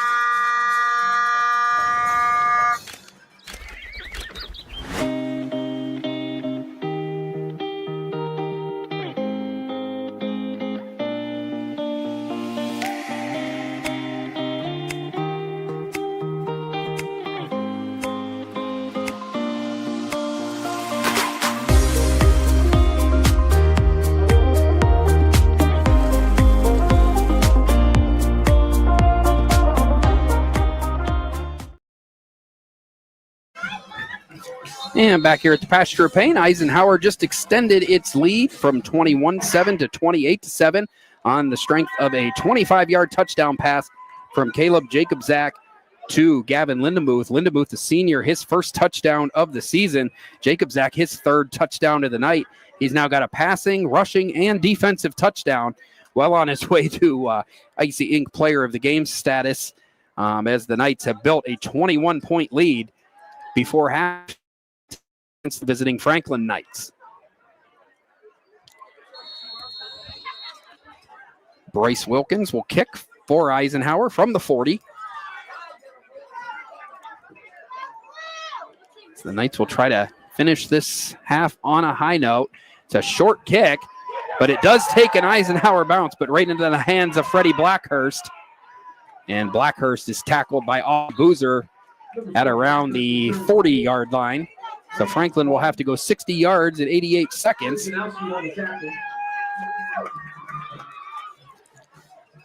And apologies, that was actually Wyatt Trojanowski who made the tackle for the Knights.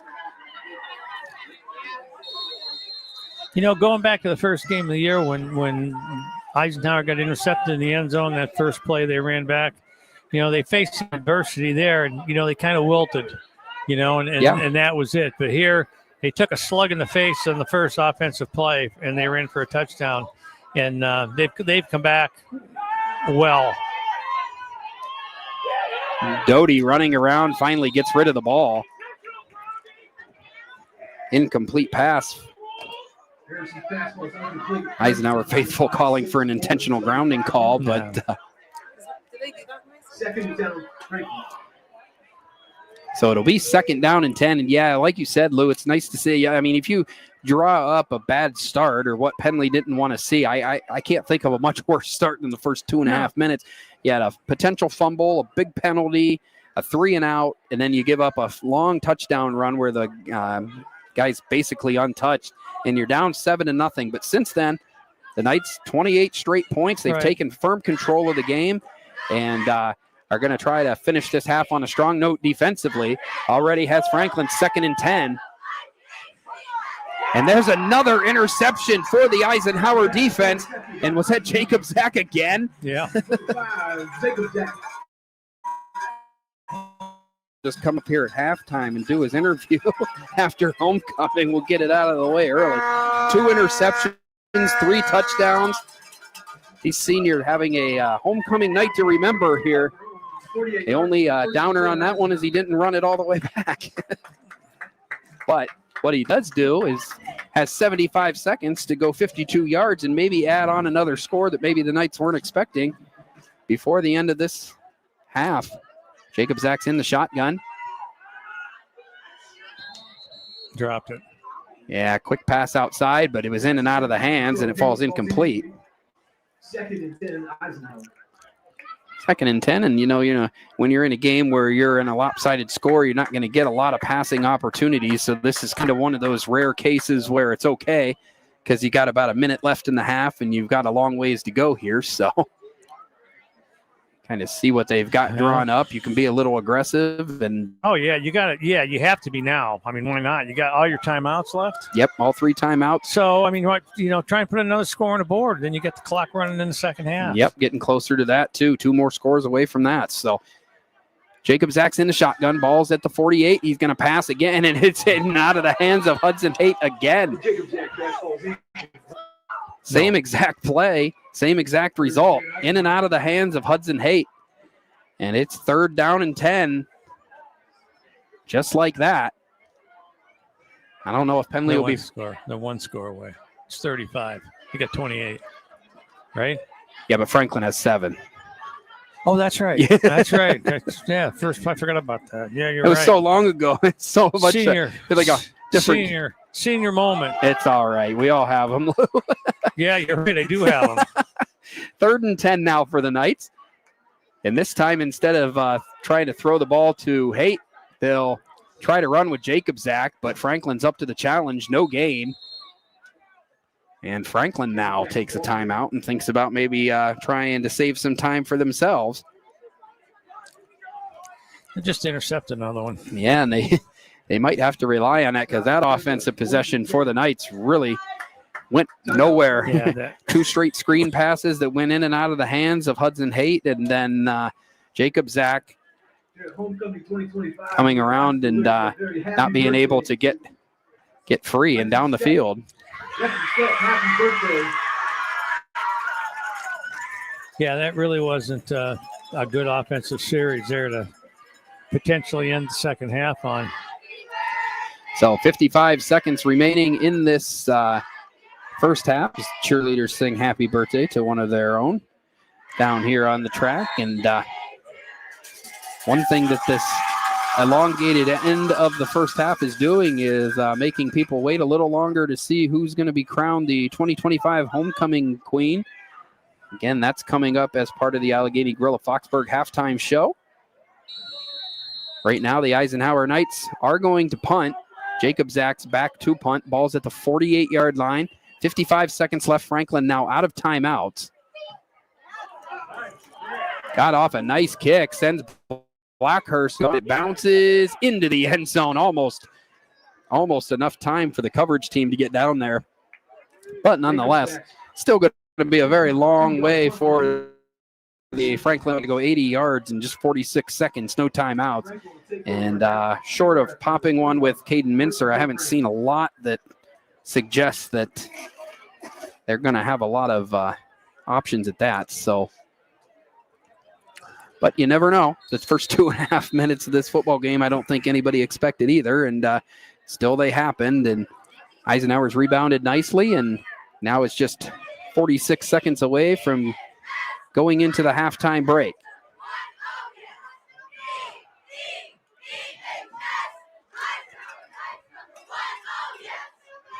Handed outside to Mincer, and Mincer almost got free.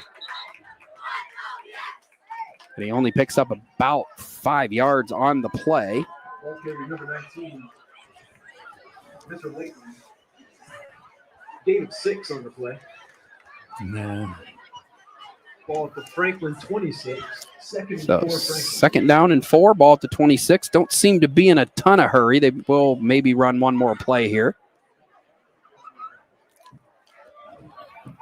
Just 10 seconds left in the Bears-Sketty Holdings second quarter. Potential final play of the half. It's a handoff to Caden Mincer. Mincer still running hard. Picking up about 11 and getting a Tionesta Builders Supply first down. But unfortunately for Franklin, that will be spoiled by the end of the half. So we've come to the end of the first half here at Eisenhower High School with the Eisenhower Knights leading the Franklin Knights 28-7. We'll be back with the Allegheny Grill Foxburg halftime show and homecoming festivities after a short 4-minute break. You're watching high school football on the YDL Sports Network. For all your automotive needs, look no further than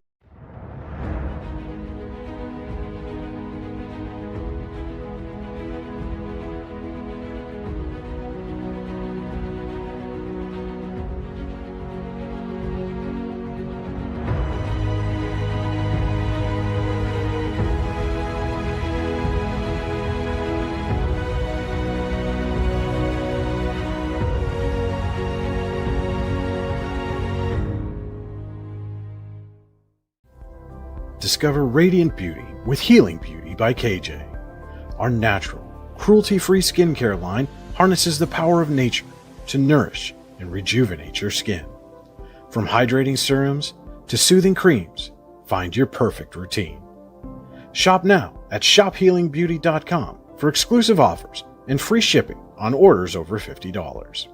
Healing Beauty by KJ. Glow naturally. Shine beautifully.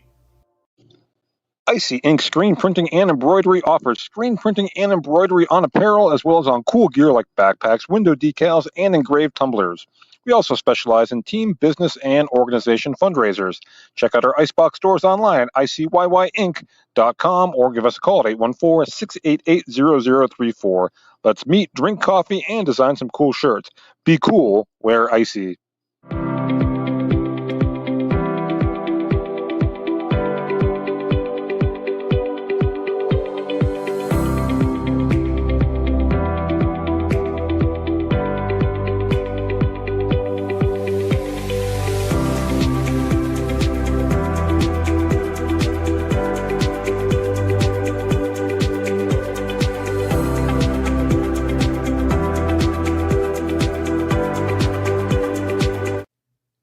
Warren County, Seneca Generation delivers more than electricity.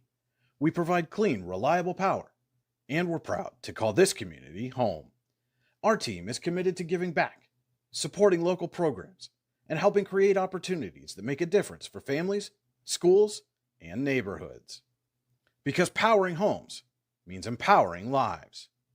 Seneca Generation, powering your home, empowering our community.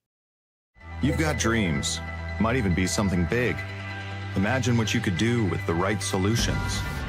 Secured against evolving threats and set up to make the right decisions faster.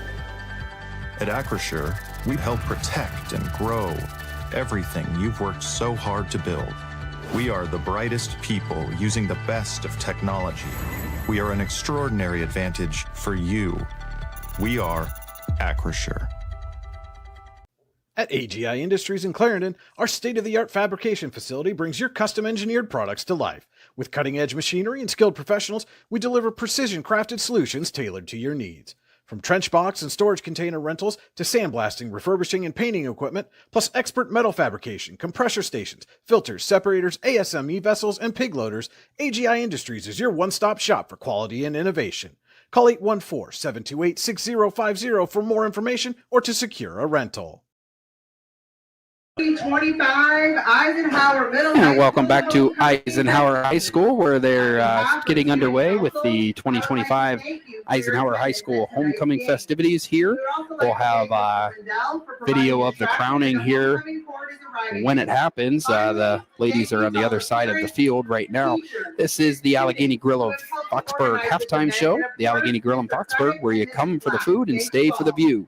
Come check out the new indoor and outdoor wood frame event center. The Allegheny Grill was recently voted the #1 waterfront restaurant in Pennsylvania.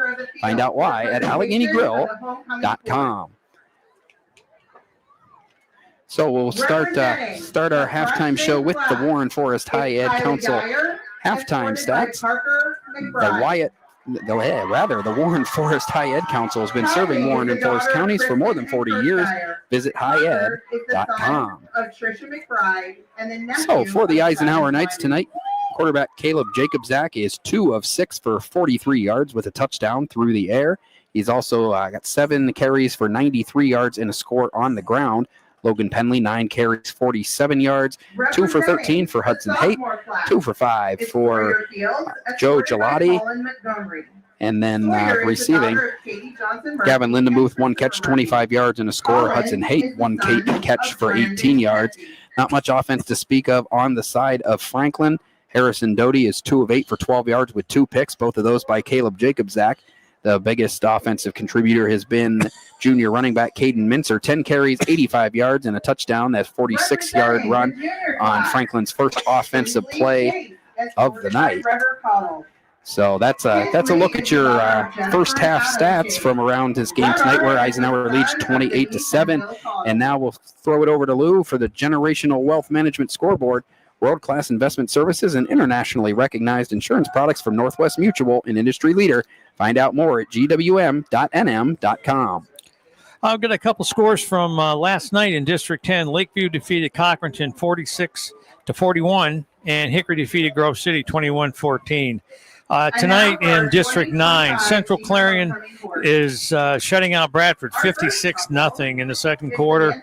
Clarence City 34, Brockway 14 in the second quarter. Du Bois leads Brookville 28-0 in the second quarter. Cameron County 28-0 over Bucktail in the second quarter.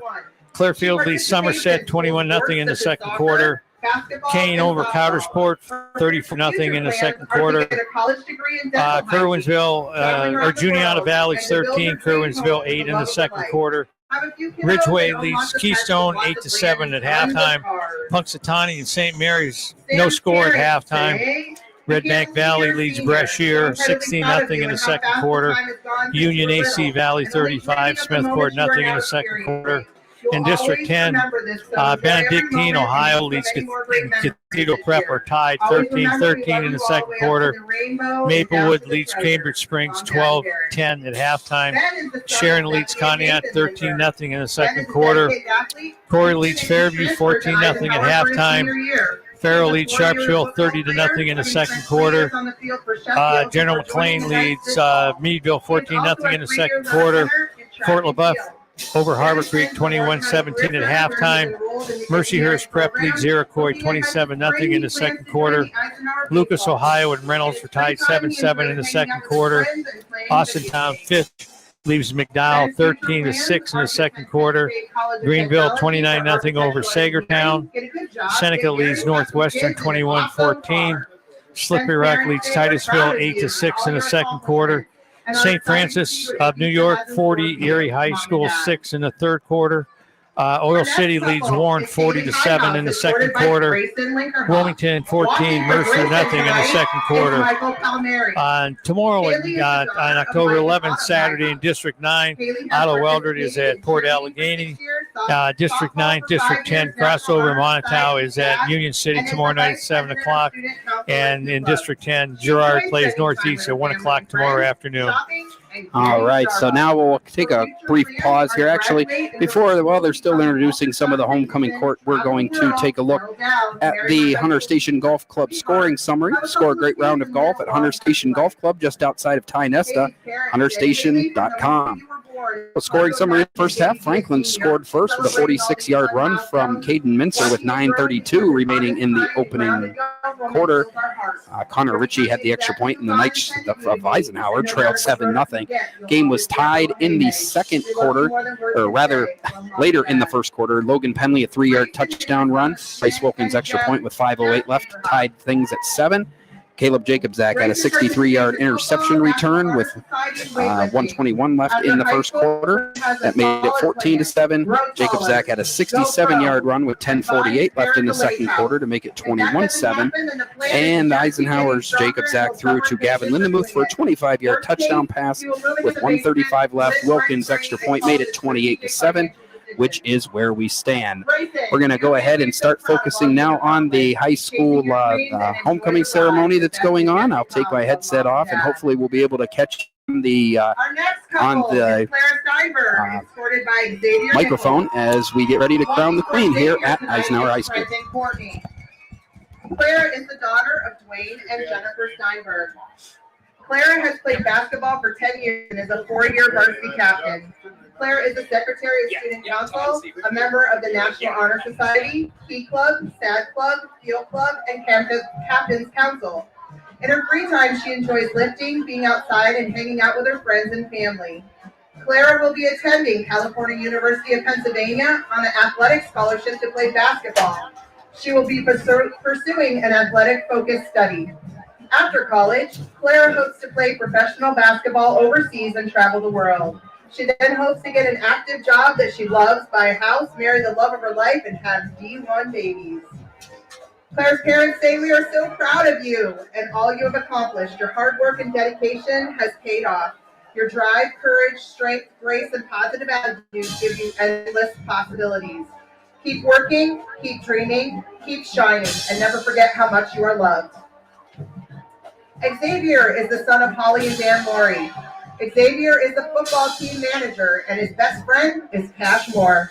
He always enjoys WWE, singing, and music. His favorite teachers are Mr. Penley, Mrs. Cameron, and Mrs. Linkerhoff. After school, he plans to get a job and have a music album released by 2028, ? He's hoping to have 13 songs on the album, so watch out for that. His parents say, "We are so proud of the young man you are becoming. We will always be there for you. I don't care how big you get, you'll always be my baby." Our next couple is Lainey Belcher and Sean Miller. Lainey is the daughter of Wendy and Steve Belcher. Lainey has participated in basketball, track, cross country, and 4-H. Her future plans are to go to college to major in interior design and turn her creativity into a career she loves. She wants to build a life by the ocean, and along the way, she hopes to settle down with the love of her life and start a beautiful family. Her parents say, "Lainey, we are so proud of the amazing person you're becoming. Your positive spirit, determination, and kind heart inspire everyone around you. You have such an incredible drive to be your best. It shines through everything you do. From your goals to the way you love your friends and family and your cat. Keep believing in yourself and follow your heart. You truly are unstoppable. Love you, Mom, Dad, and Brett. Sean is the son of Brooke Miller and Jimmy Miller. Sean likes to wrestle, ride dirt bikes, hunt, and hang out with family and friends. His future plans are to get a successful job, explore the world, get married, settle down, and have some kids. Sean's parents say watching you step into your senior year at Eisenhower fills our hearts with so much pride. You've grown into a young man whose faith runs deep and whose selflessness shines in everything you do. You have the biggest heart, the warmest soul, and let's be honest, he's hands down the funniest person we know. His ability to bring laughter in even the toughest moments is such a gift. Sean, your faith, humor, and strength will take you far in life. Keep trusting God's plan, leading with integrity, and never losing that spark that makes you you. We all love you. Our next couple is Lainey Font, escorted by Cash Moore. Walking for Cash tonight is Jace Lang. Lainey is the daughter of Jody Nelson and Shay Font. Lainey has participated in basketball for 10 years, volleyball for 6 years, track for 4 years, and cross country for 2 years. Lainey is the president of National Honor Society and the treasurer of Key Club, Student Council, and the senior class. She is also a member of Journalism, Captain's Council, and Academic Bowl. In her free time, she enjoys baking and being with her friends.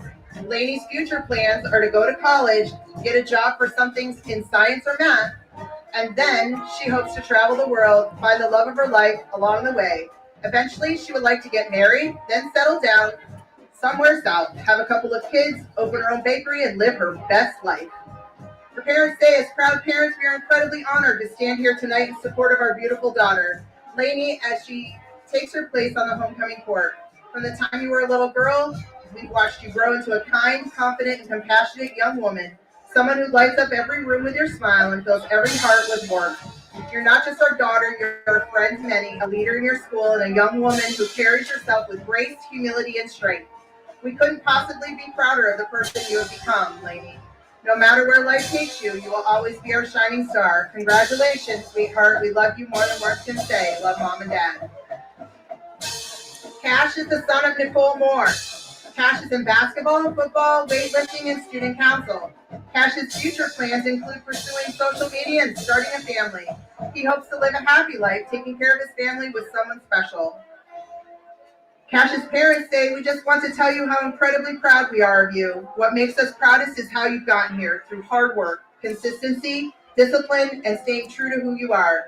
It's showing not just in what you're achieving, but in the person you're becoming. It's not always easy to stay committed, but you've done it with grit and heart. Keep going, keep pushing, keep being kind, and keep striving for what you believe in. We love you, Cash.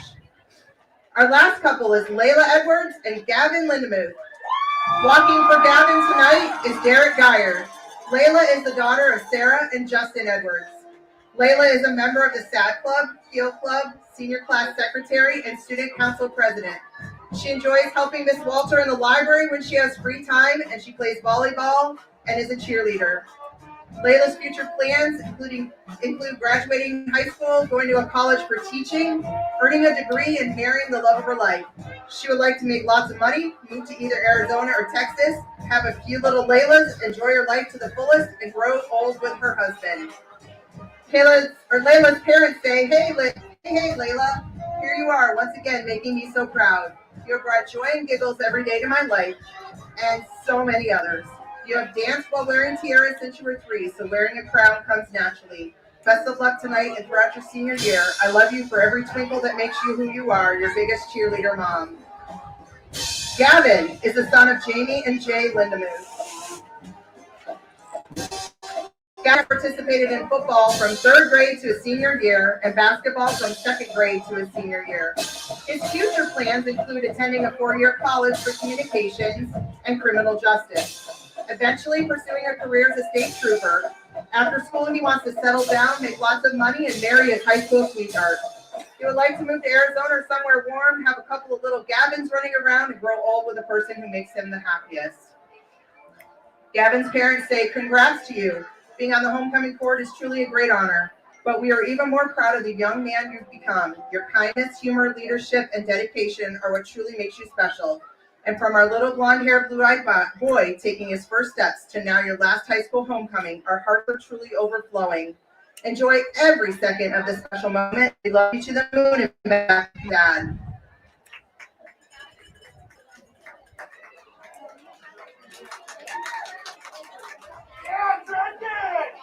Tonight, joining the court on the field for this year's crowning, we are proud to have the 2024 Homecoming Queen from Youngsville, Camden Swearingen, and the 2024 Eisenhower King and Queen, Ryan Chambers and Emily Grosh.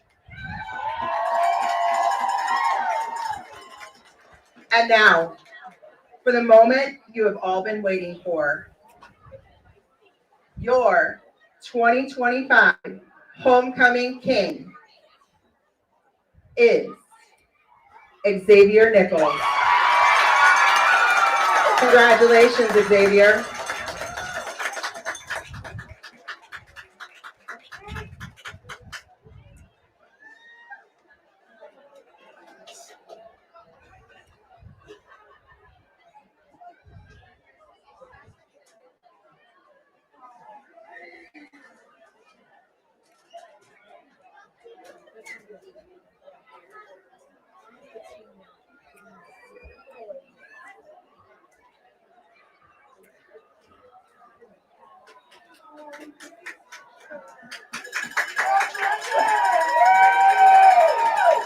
And your 2025 homecoming. Oh no. You're all right. I didn't do it. You're all right. Where'd it go? It's not, there it is. Okay. And your 2025 homecoming queen is Clara Steinberg. Congratulations, Clara, and to all of our homecoming court members.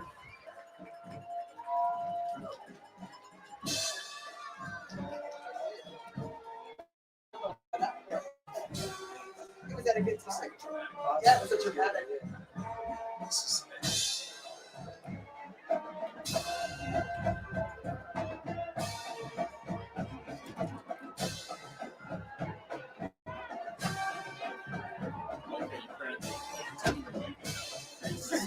No, it really did.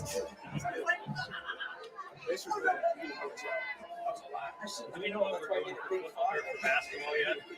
Not yet. I don't really talk so much. Probably doing the home games. Go up here? Yeah. Girls and boys? I think so, yeah. Did you do the girls, the Warren volleyball game the other night? No, Brian.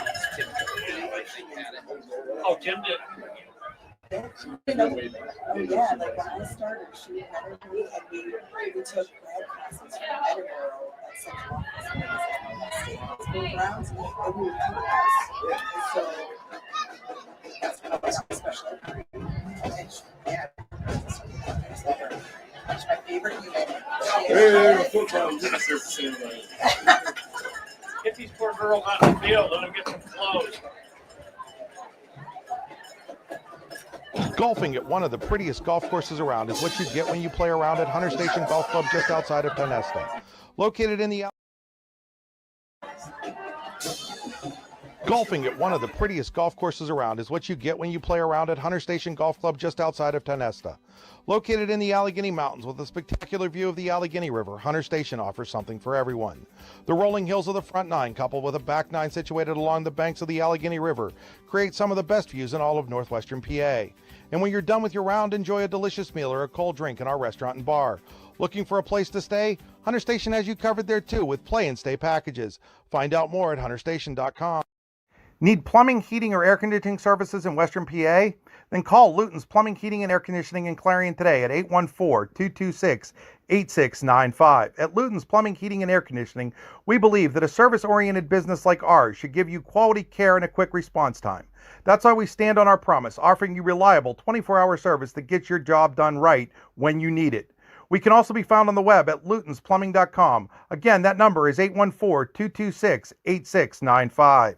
Craft beer, craft food, craft service. You get it all and more at Station 101 in DuBois. Whether it's a relaxing evening with friends at cozy family dinner or that special night out with someone unforgettable, Station 101 is the place where memories are made. Dive into a new American culinary journey where every bite is made with premium, farm-fresh ingredients. Quench your thirst with our impressive craft beer lineup, 12 brews on tap, over 120 bottles to explore. From the first sip to the last bite, Station 101 delivers an experience that's anything but ordinary. Station 101 in DuBois, PA, crafted for you. Have a fender bender? We can mender at Park Avenue Motor Car. Bring your vehicle to Ron and the crew at Park Avenue Motor Car, 7 South Carver Street in Warren, or call 814-726-9728. Park Avenue Motor Car, proudly serving Warren County for 30 years. Wise Eyes of DuBois and St. Mary's are premier eye care facilities here in our Tri-County area. Their offices and eye care team are dedicated to providing excellence in patient care, eye education, and optical services. Dr. Greg Lineski is a leader in clinical eye care involving eye and vision disorders. Dr. Lineski takes the time to explain the results of your eye exam, describes your options, and listens to your eye care needs, because maintaining good eye health is an ongoing partnership at Wise Eyes of DuBois and St. Mary's. Are you transporting steel or other unique products? Then you need to check out Oil Country Crates. Oil Country Crates supplies certified wood crates or pallets for shipping steel and other products. Oil Country Crates can ship crates throughout the United States and overseas as well, thanks to their ISPM 15 inspection stamp. Oil Country Crates is dedicated to providing prompt and reliable services to all of its customers while abiding to all shipping regulations. Find out more at oilcountrycrates.com. Oil Country Crates, your products, our protection. And welcome back here to Eisenhower High School, where the Eisenhower Knights lead the Franklin Knights 28-7 at halftime of tonight's homecoming game. Congratulations to Eisenhower Homecoming Queen 2025, Miss Clara Steinberg, and Xavier Nichols, the 2025 Homecoming King. And now turn to the second half of this football game as the teams are finishing up with their warm-ups, and we'll get back underway with the Acrisure third quarter. Acrisure, with a location in DuBois, is the official insurance provider of your daily local and the YDL Sports Network. Find out more at acrisure.com/Mid-Atlantic. While we have a minute, we'll remind you that today's game is being brought to you in part by the Lander Hope Clinic. Medical care for your whole family. Call 814-593-0011 or visit landerhopeclinic.com to request an appointment. 036. So Lou didn't have as much time to talk about some second half adjustments as we normally do with tonight's homecoming festivities, but for the Knights, I think you just want to repeat of the first half and get out of here with your sixth win, maybe avoid the first 2.5 minutes of the game. But other than that, Eisenhower's been looking pretty good tonight and look well on their way to getting back in the win column this week. Yeah, because they'll kick, Franklin will receive, so they need to put together a good defensive stop. Keep Franklin in their own territory, have them try to get them to, punt it away and get the ball in good field position, and try to get closer to running the clock in the second half. Yeah, that's got to be one of Eisenhower's main goals here. They'd love to get to a running clock here, hopefully by the end of the third quarter. So 12 minutes left in the third quarter, and hopefully, as we said, could see a running clock later on. If the Knights can get the lead up to 35 points. Franklin will receive the ball first, though. It'll be Bryce Wilkins kicking off.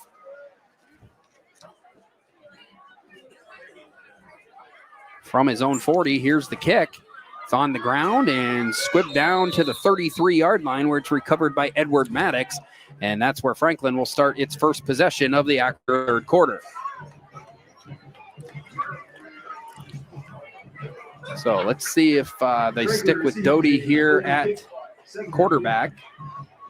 As you said, Blackhurst, the junior, has played a lot of quarterback this year, and then Doty as well, the junior, or freshman rather, has played tonight. He was just 2 of 8 for 12 yards with a couple picks in the first half. Doty in the shotgun. He's got Mincer to his right. And the handoff goes to Mincer. His first carry of the second half, not quite as successful as his first of the first half, but still a good run as Mincer ends up picking up about 8 yards. That's a 41-yard line. Knights can't get complacent here, Lewis. No. Important to remember, last year they led 34-20 with 4 minutes left and then gave up 2 late touchdowns. And, 2 touchdowns is not that far off from 3. So, and there's a lot more game left than was left in that. So the Knights need to come out and show that they've got the same dominance in this second half and not let Franklin get any life at all as Grayson Linkerhoff jumps offside for the Knights into the neutral zone, makes contact with a defender or offensive lineman rather, and it will be a Ty-Nesta Builder Supply first down for Franklin up to the 46. Enough for a first down. First and 10, Franklin.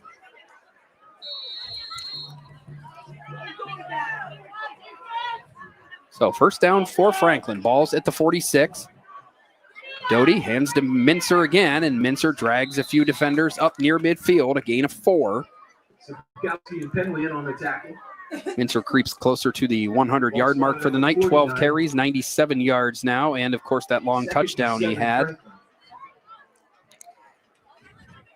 Eisenhower's defensive line sometimes has the tendency of over pursuing on their initial charge instead of staying home. I mean, that kid ran right past Linker, because he was already back into the backfield where they kind of over pursue from the get and when they shouldn't be. Yeah, kind of just staying home and holding the straighten up the blocks and stopping them at the line of scrimmage. Pitch outside here. Mincer is going to run all the way down. Jacob Zach forces him out at the 1. It's a huge hit. Flag. Worst part for Mincer is that it's going to come for nothing. There was a pretty obvious hold there, and it was called immediately, and that's coming all the way back.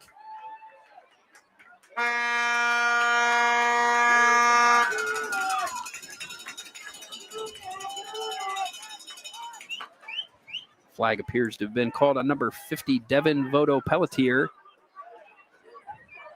Number 50, and it erases what would have been almost a sure touchdown for the Knights. They were down to the 1-yard line, and instead, not only are they going to lose the yardage that they gained on the first down play, they're going to be further behind the sticks. It's going to be 2nd down and 17. After the 10-yard penalty, ball spotted at the 39-yard line. 2nd and 17, Franklin. So 2nd and 17 for Franklin. Early on here in the Acrisure third quarter, the Knights of Eisenhower, I keep saying the Knights, just have it. 28-7 lead here. Doty's in the shotgun, and again, Linkerhoff this time was joined, and now we got another flag, and I believe that's going to be on Linkerhoff. So that's probably going to be 20 yards right there, and that's going to be a first down. So not only the 5-yarder. Offsides, and then, I believe, and then we've got an unsportsmanlike foul on Grayson Linkerhoff, who will come off the field. Unsportsmanlike conduct on Eisenhower. And so now that's 2nd down and 17, a rather small mistake that would have made it 2nd and 12. Instead, gives Franklin a first down in Eisenhower territory. That's the stuff that drives coaches nuts, Lou. I mean, it's bad enough to give the penalty, but it's just undisciplined stuff and completely self-inflicted. And now Franklin. Well, we even talked about that before the game even started. Yeah. Is it going to happen? Well, it is going to happen. Yep. You got to keep those. It's an emotional game, but you have to keep them in check. And if you don't, you hurt the team, and that's what happened there. Penley talking to his player now, and but Franklin with a first down. They hand the ball to Connor Johnson, and they did everything but tackle him in the backfield. Lindemuth just down somebody. The Franklin ball carrier stacked up in the line by Sikowski and Gunn. It's a no gain for Connor Johnson, but took about 4 chances to tackle him there. It looked like they just tried to knock him down instead of tackle him, and Johnson stayed alive a little longer than he probably should have, and Now it's nonetheless 2nd down and 10 for Eisenhower, or for Franklin rather, at the Eisenhower 41.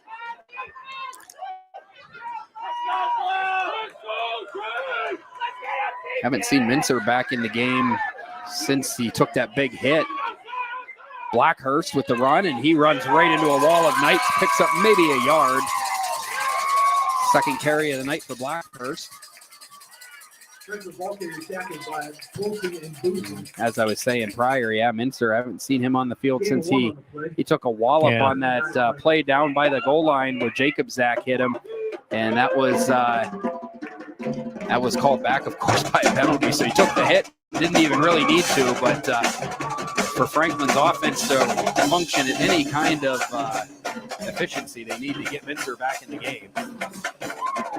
8 minutes and 42 seconds remaining in the Acrisure 3rd quarter.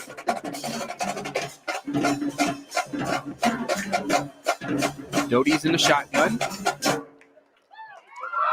And they hand it to Johnson, and Johnson tackled in the backfield by Logan Penley. Penley makes the tackle in the Franklin backfield. Loss of 2 on the play, and it's 4th down for Franklin. I think it just goes to show you, Lou, what they can do when they stay disciplined and just rely on talent instead of, kind of making things more difficult for themselves. Yeah, you got to keep your emotions in check, because I mean, this is a very emotional game. You just got to keep them in check. You just can't, turn it loose there. I mean, just one time and it killed you. And it could have been. They could have been on the 20-yard line, and now they're, it could have been on the 10. I mean, fortunately, it was at midfield, but still, it's a 15-yard penalty. Plus, plus another unsportsmanlike penalty, and you're gone. Yep. I mean, that's the bad thing about it too. And you've got a huge game against Mercyhurst next week. Yeah, I mean, that's everybody you got, and then some. That's the last thing you want to happen is sit out against sit out a game against them.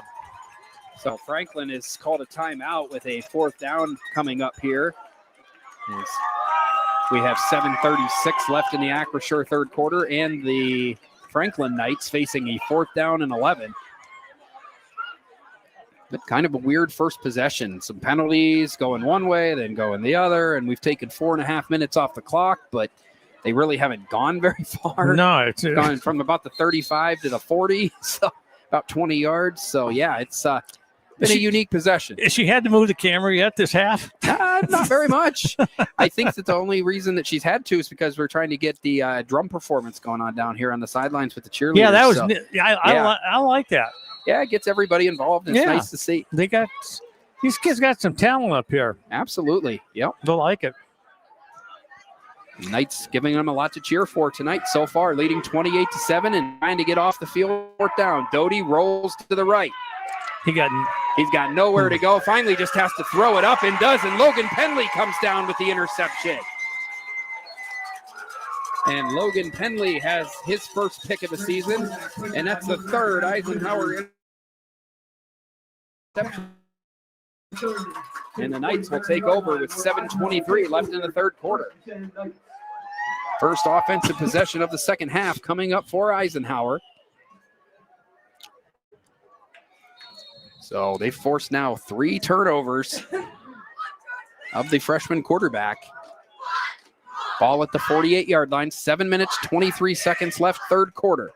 First offensive play of the second half for the Knights. Jacob Zach's under center. He pitches to Penley. Penley, who just had the interception, trying to do some damage on the run. Doesn't get a lot, maybe 2 yards. Penley carries just over the 50-yard line. 10th carry of the night for Penley. Kind of a pedestrian 49 yards, but does have a touchdown. Does have an interception, so another big game for that senior as well. Probably a little outshone by Jacob Zach so far, just in flash. 2 picks and 3 touchdowns on the night for the Eisenhower quarterback. He'll be selling the shirt on eBay. Yeah, for sure. Penley gets another carry, and he's going to be just short of the first down. He got it. He He might have got it. Yep. Yeah, based on this near side judge, he does call it a first down. So nice run for Penley. He's got 8 yards, and he's got a Tie Nesta Builder Supply first down for the Knights.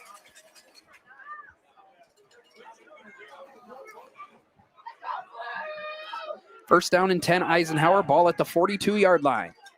Jacob Zach's under center, and the pitch goes to Logan Penley, who becomes the workhorse on this drive. Penley chewing up yardage, and maybe most importantly for the Knights, chewing up clock as he picks up 5. This is just as good as a running clock. I was just going to say the exact same thing. If you can keep the ball in between the hash marks and just keep running and keep getting positive plays, it's just as good as a running clock. So 5 already more than halfway through the third quarter and only the second possession. Every time I think about that, I think back to the Cochranton game where we had 2 possessions in the third quarter. Yeah. A 19-play drive that went about 22 yards, but it was all said and done. It was one of the more wild things I've seen. 2nd and 7 now from the 37. Jacob Zach's going to pass. Doesn't have a ton of time, and he's swallowed up. He might have managed to get a yard out of it to make it a positive gain and avoid the sack, but still be 3rd and medium for the Knights. Aaron Moore Jr. made the stop. Made a couple nice plays defensively tonight for Franklin.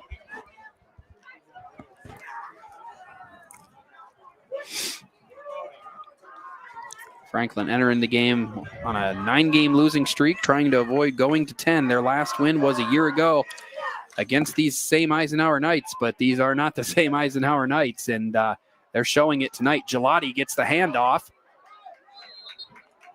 And extra effort there is going to get a Tie Nesta Builder Supply first down. Joe Gelati's 3rd carry of the night was contacted before the stick, but kept going and ends up at the 31-yard line, where the Knights have another fresh set of downs. And as we said, clock continuing to run here.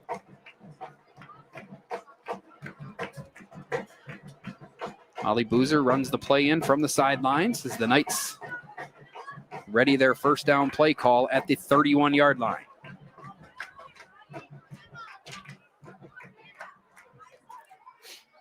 Jacob Zach under center. Kept it that time. Going to try and take it himself, and he's going to. Touchdown number 4 on the night.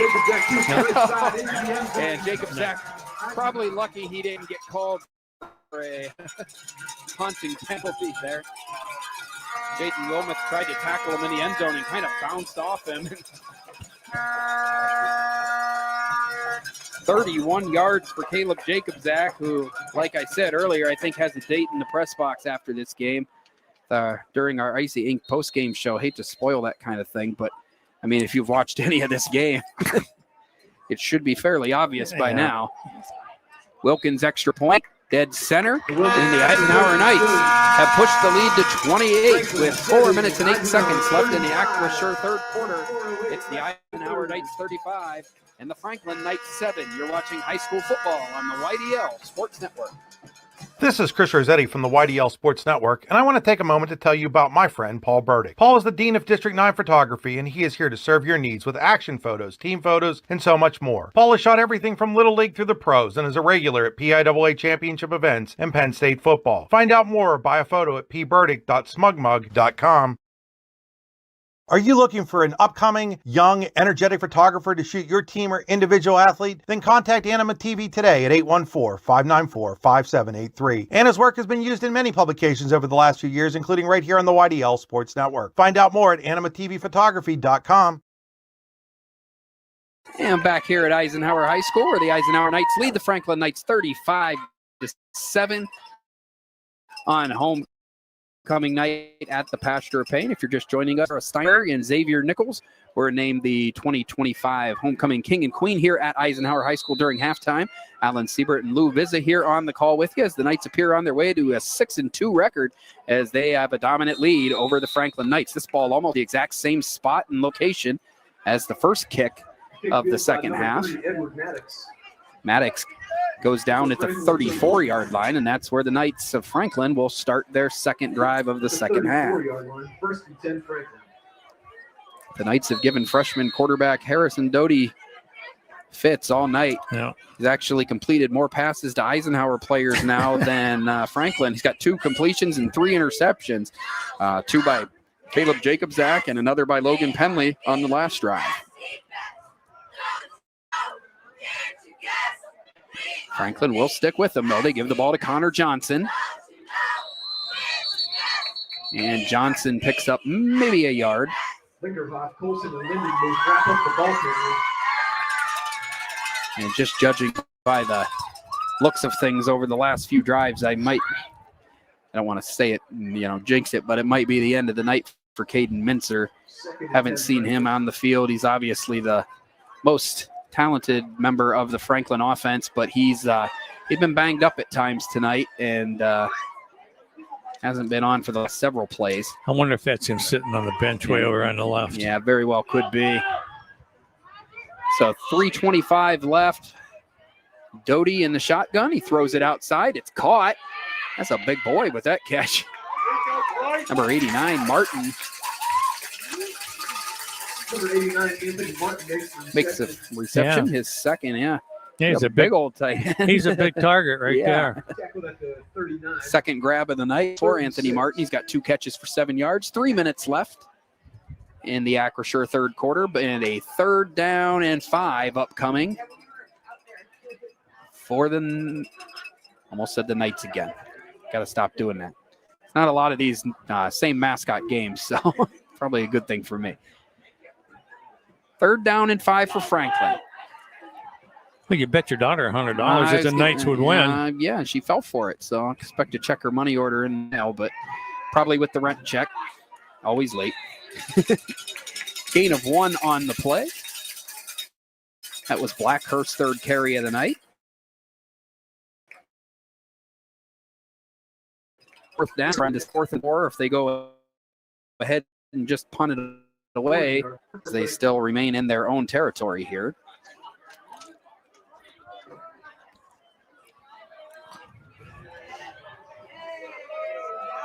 And it looks like the decision's been made, and it looks like Franklin will punt the ball away.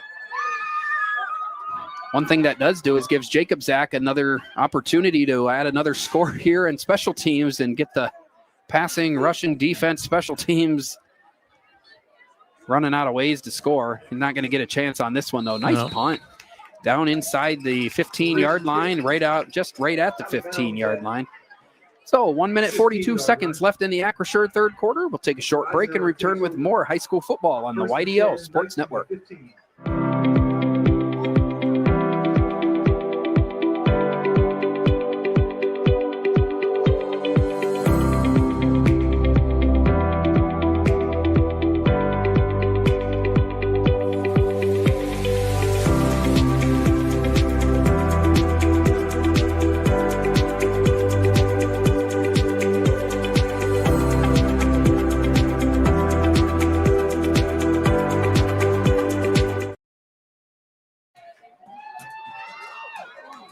Back here at Eisenhower High School, and nice run from Logan Penley. I think he actually got tackled by his own guy. Ben Lindbergh was thrown off a block that he was trying to throw for his teammate and got thrown right into the legs of Logan Penley. And the Ike senior went down after a pickup of 11. Still a first down, a Ty Nesta Builder Supply first down for the Knights as they work trying to get themselves down into scoring range where they may be able to put this game into a running clock for the final quarter. 35-7 here tonight. Jacobzak thinking about passing. Rolls outside. Has all day to throw. And now just slings it out of bounds. Throws it over to, here is assistant coach Chris Sanders.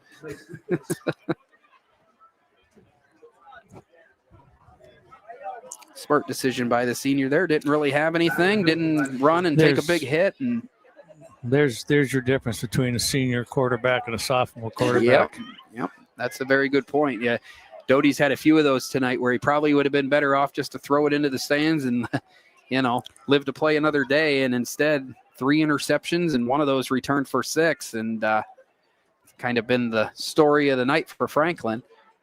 Yeah, like you said, he's completed more passes to Eisenhower than he has for his own team. Yep.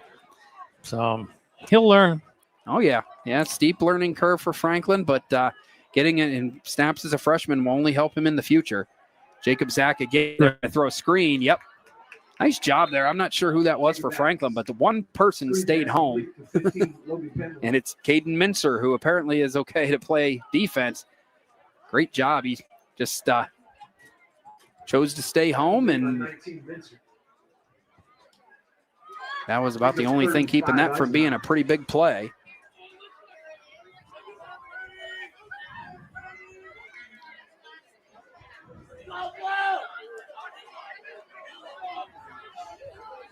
Gain of about 5 on the play. Final seconds of the Acrisure third quarter.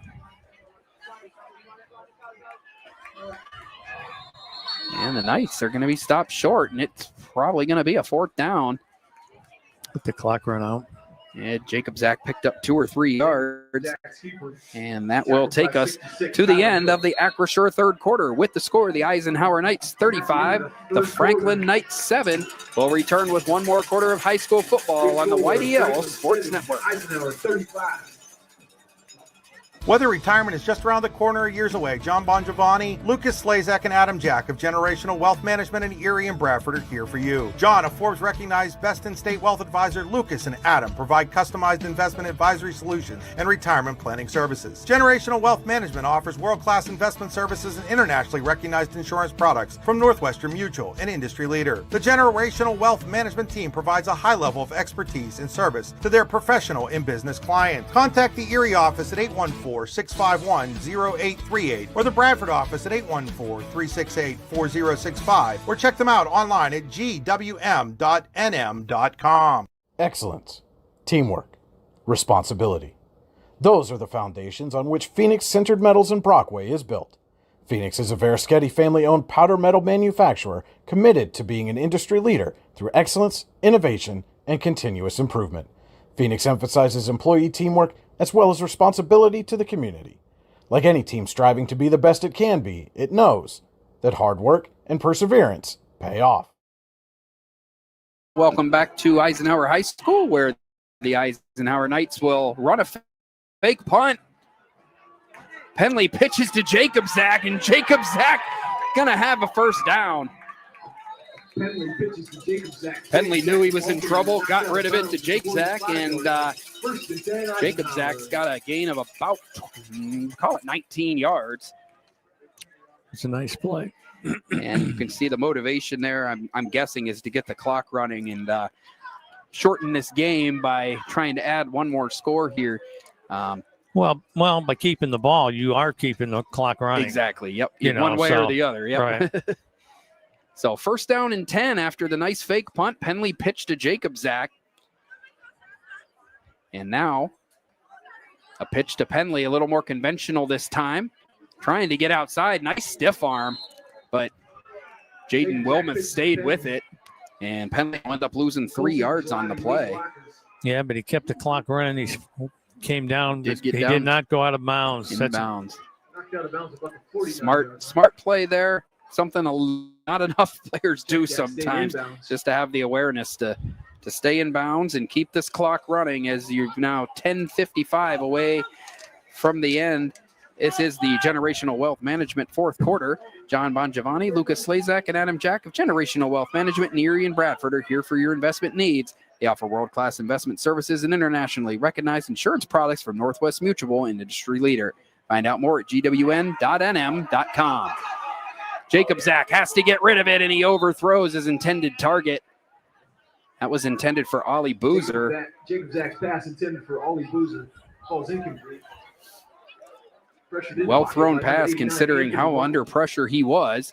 But nonetheless, it will be 3rd down and 13 just across the midfield stripe.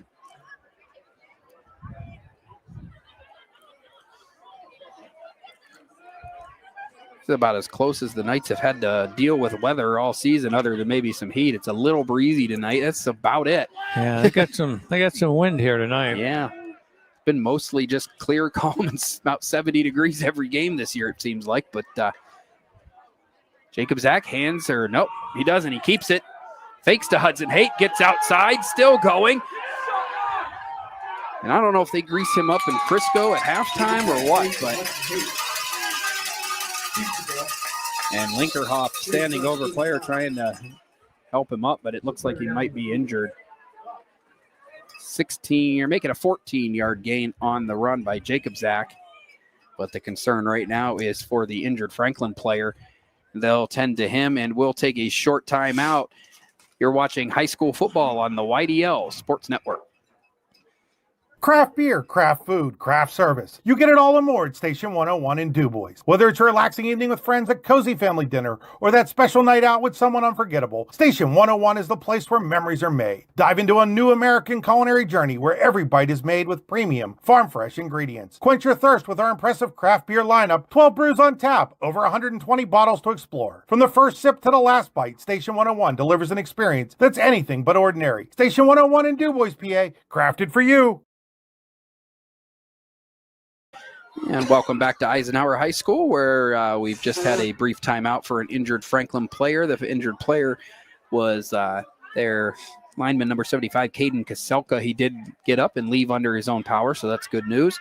As we continue on with the fourth quarter, Eisenhower on top, 35-7, 10 minutes and 20 seconds, and the clock winding here. Knights one score and an extra point away from putting this into a running clock for the remainder of the way. Jacob Zach under center, just had the nice run, got up to the 35. They pitch to Penley. Penley looks for daylight. Got a nice gain. Close to another first down, but just short, it looks like. Penley carries to 25. It will be 2nd and 1 at the 25-yard line.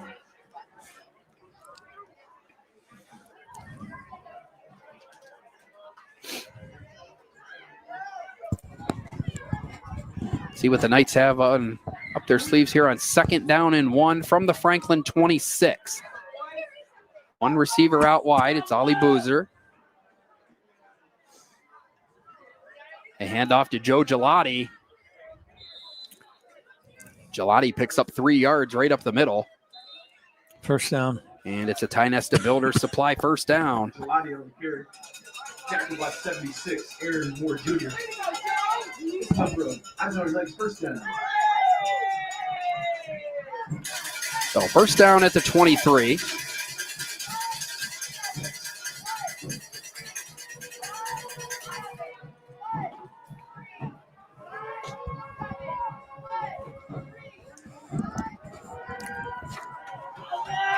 So 1st and 10 at the 22. Jacob Zach's in the shotgun this time.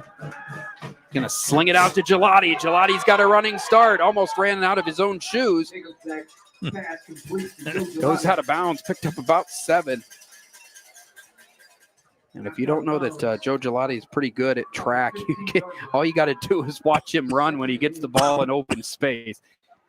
And that time, just almost a little too fast for his own self. Yeah, his legs are going a mile a minute. 2nd and 3, and I'm not 1,000% sure. I don't have all the stats in front of me, but I don't know that Gelati has a touchdown this season. I know he has a touchdown pass in the game he played quarterback against Cochranton, but might be something the Knights try to focus on as they get closer down here to the goal line. This one goes to Penley. He's had plenty of touchdowns this season, and he's about to add another 15-yard touchdown run. Logan Penley into the end zone with his 2nd score. And the Eisenhower Knights lead is pushed to 34 at 41-7 with 8:34 remaining in the Generational Wealth Management 4th quarter. Penley's 2nd touchdown of the night. 2 touchdowns and an interception for the senior. Any other night, that would be the top of the board, but Jacob Zach's had a huge night for Eisenhower. Bryce Wilkins' extra point is good, and that sends us into Mercy Rule territory as Eisenhower takes a 42-7 lead with 8:34 remaining in the 4th quarter. 42. We'll take a short break and be right back with more. You're watching high school football on the YDL Sports Network.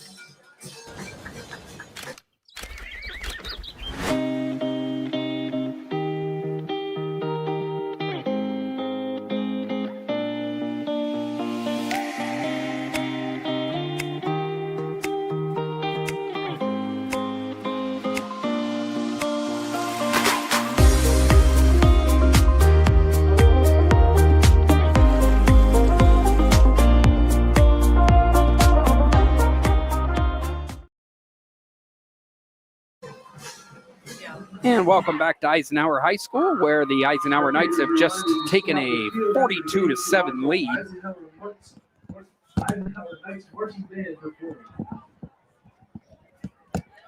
Apologize, I was dying a small death off microphone there for a minute. I'm back now. Franklin with the kickoff, or receives the kickoff, and a nice tackle from behind right around the 35-yard line. And that's where Franklin will start, and we should have a running clock the rest of the game here, as the Knights have pushed the lead to 35 points, 42-7. First and 10, Franklin. 6 yards. Eisenhower cheerleaders getting a workout tonight.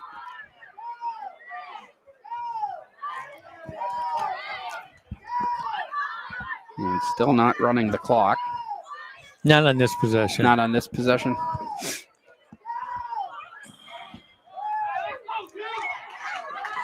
So ball at the 35, high snap. Nice job getting it down. Hand it off to, is that Mincer back in the game now? Yep, Mincer back in, and immediately you see the difference in the Franklin offense. Gain of 8. Make it 7 up to the 43-yard line. We approach the 8-minute mark of the fourth quarter here. Eisenhower Knights lead the Franklin Knights 42-7. And they're 8 minutes away from improving to 6-2 on the year and getting ready for a big showdown next Friday night in Erie against the Mercyhurst Prep Lakers. And stars running back Vinny Feliciano. Hand off to Mincer. And Mincer's forward momentum stopped, and he's tossed back, but he does have a first down. Stewart, Linkerhoff, and Boozer in on the tackle. Gain of 3 on the play. It's enough for a Franklin first down. Clock's running. Clock running? Yep, clock's running. So 7 minutes and 30 seconds left. Ball's at the 47. It is a first down for Franklin. Does Mercyhurst play at the stadium or at the college? I think so. Or a university? Yeah, I have to find that out during the week or we'll be lost. But I'm pretty sure that is the case. And that game, like we said, will be broadcast right here on the YDL Sports Network next Friday night, 7 o'clock in Erie. Doty wants to pass again. And this one, nice job. Nice completion to Wilmeth. And Harrison's pass complete to Wilmeth. And they're going to call a penalty. Flag on the field. Face mask. Yeah, face mask or having a little discussion about it here. Doty, that's a completion here. Is 4th of the night now. Play the reminder that we have a set of Nissan keys. Face mask, 15 yards, and just like that, Franklin down inside the Eisenhower 30. Face mask on the defense. Threatening to score for the first time since the first 2.5 minutes of this game, when Caden Mincer had the 46-yard touchdown run.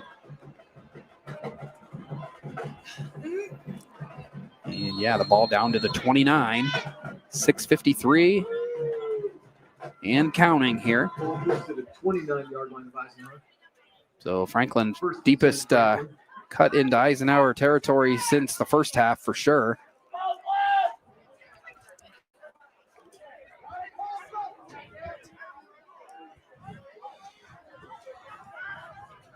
Ball at the 29, 6.5 minutes left. Doty in the shotgun with Mincer behind him. You got big tight end Martin in motion. Hands it to Mincer, and Mincer's got a hole. Mincer runs strong. Picking up another Tie Nesta Builder Supply first down, picking up 11. And getting into the red zone. First trip for Franklin into the red zone tonight. The first time they scored, they did so from near midfield, so. Final half quarter, though, Eisenhower, comfortable lead well on their way to 6-2. And is Mincer senior? Mincer is a junior, I believe. Yeah, he's a good runner. Puts his head down and runs through people. Doesn't blow you away with size, but definitely runs bigger than he is. Not a lot of luck that time, but of course ran into Ollie Boozer, and Penley was there as well. Maybe a yard for Mincer. It's his 16th carry of the night, and that even despite missing larger portions of the game, as he's had a few times he's gotten up a little bit slow. And we have another unsportsmanlike conduct on the Eisenhower Knights. Unsportsmanlike. I think that one was on Logan Penley, though I could be wrong, so maybe I shouldn't. Not sure what happened. We'll probably figure it out by who comes out of the game here. Well, Gavin Lindenmuth's coming out. I'm not sure if that's an indication or not, but yeah, that's just another lapse in judgment, and it moves the Franklin Knights down in. Might not hurt you today, but it is potentially something that can hurt you in a game going forward. They're only going to get bigger from here. Mincer still pushing, gets down to about the 5. Mincer carries to the 5. Gain of 4 on the play. By Lindbergh and Moore. We're inside the 5-minute mark now. But Franklin threatening to score first and last tonight, perhaps. Luckily for Eisenhower, all 42 points in the middle belong to them.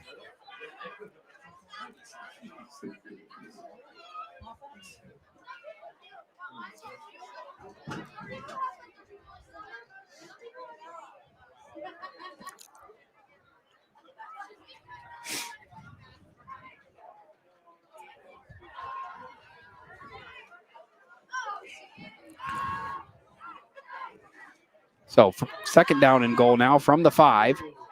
Doty sticks with Mincer. And Mincer's into the end zone for the Franklin touchdown. To 19, Mincer Lakeland.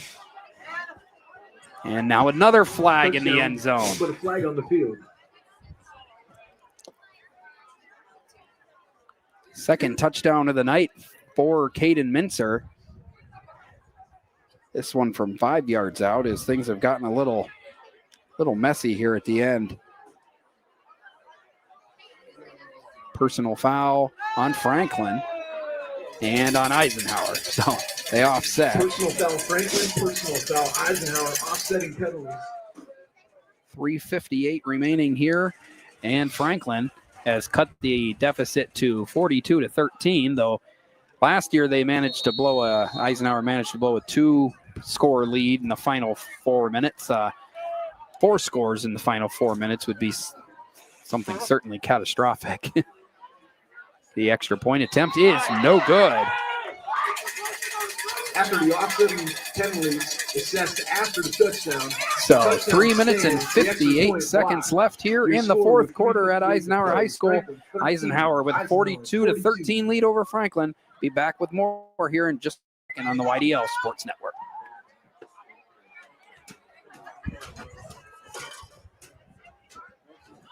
At AGI Industries in Clarendon, our state-of-the-art fabrication facility brings your custom-engineered products to life. With cutting-edge machinery and skilled professionals, we deliver precision-crafted solutions tailored to your needs. From trench box and storage container rentals to sandblasting, refurbishing, and painting equipment, plus expert metal fabrication, compressor stations, filters, separators, ASME vessels, and pig loaders, AGI Industries is your one-stop shop for quality and innovation. Call 814-728-6050 for more information or to secure a rental. Welcome back to Eisenhower High School. Eisenhower with a 42-13 lead on the Franklin Knights here. 3 minutes and 58 seconds remaining. And should have a running clock despite the score going back under 35 here. Franklin's Connor Ritchie just missed the extra point, is going to kick off here. And that will roll out of bounds. And so it'll be good field position for the Knights as they look to wrap this thing up here. Throw your beanbag, Greg, not your penalty flag.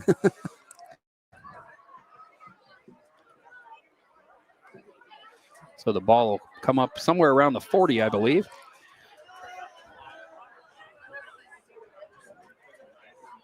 Oh, he didn't touch it, did he?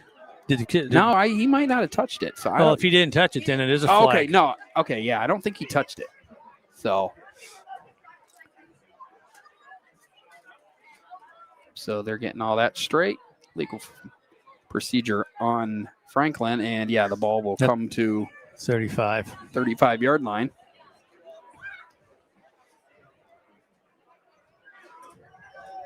And Eisenhower will go to work on trying to finish off these final 4 minutes that remain before they improve to 6-2 on the 2025 season. All but guaranteeing themselves a winning record for the year, no matter what happens over the final several weeks of the year. Gelati in at quarterback now. And there's a handoff to number 10, Wyatt Trojanowski. Wyatt Trojanowski, the ball carrier. Tackled by 76, Aaron Moore Jr. No gain for Trojanowski on the play. And it will be 2nd down and 10 now. 2nd and 10, nice.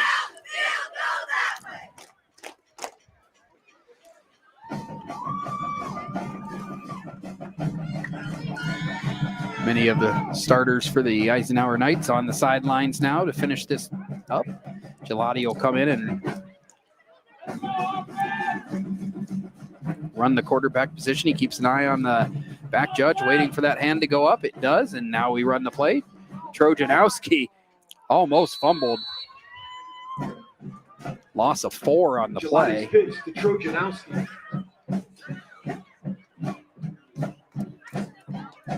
Now less than 3 minutes remaining. 3rd and 14, Eisenhower.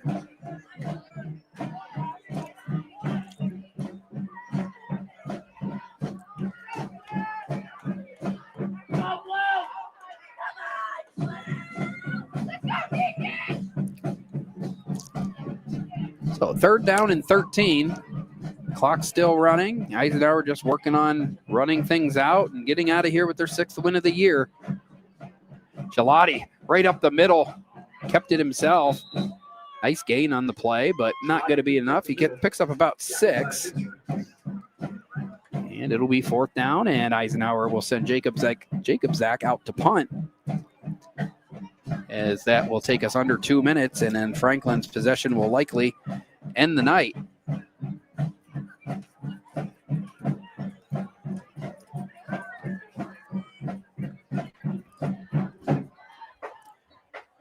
Jacob Zach to punt, and that did not go very far.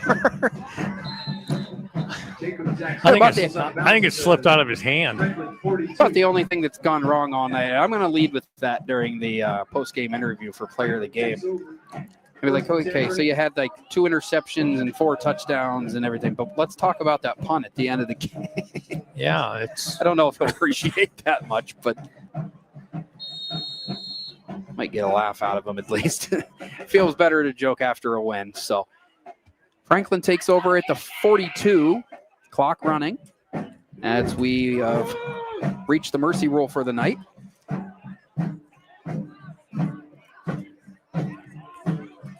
Just a couple plays remaining here. Doty's in the shotgun.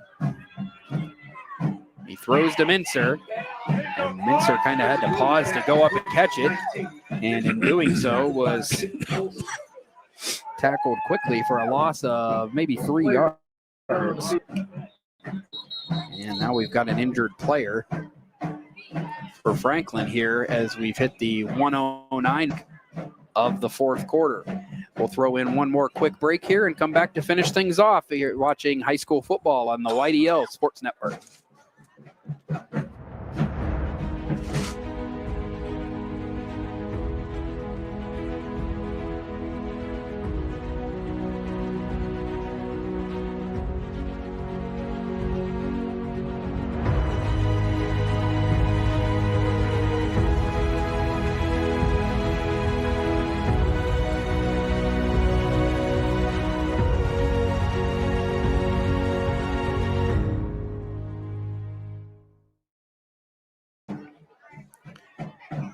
And welcome back to Eisenhower High School. They're still attending to the injured player on the Franklin 40-yard line as play has come to stop here with 1 minute and 9 seconds remaining. Eisenhower on top 42-13. And working just seconds away now from their 6th win of the year.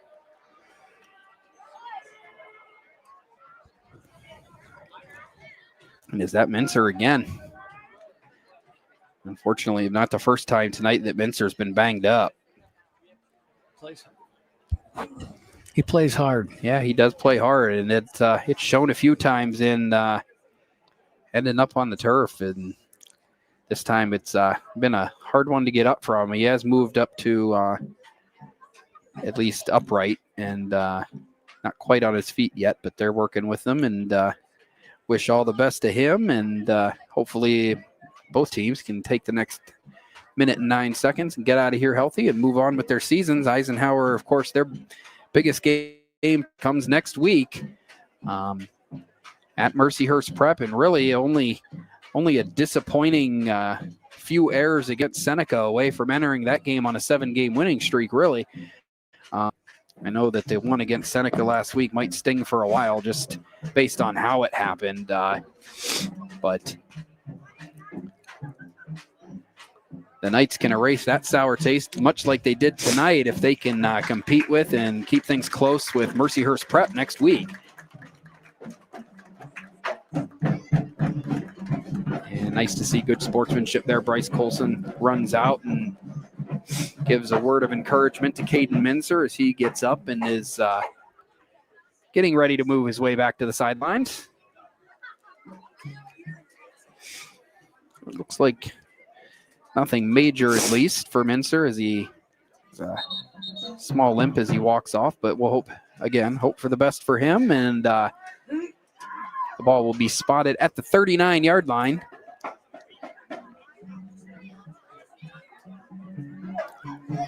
Second and 13, Franklin.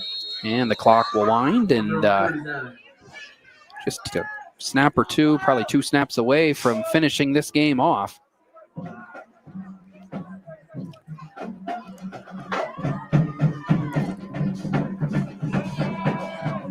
Doty gonna pass. And there were 3 different Knights that had thoughts of an interception there. Huck Fedorchuk, Lindbergh, Ben Lindbergh, and Joe Gelati all had a chance. And the pass is incomplete, falls to the turf. The clock keeps running, and we move to what could be the final snap of this game, with Franklin facing a 3rd and 13 from its own 39.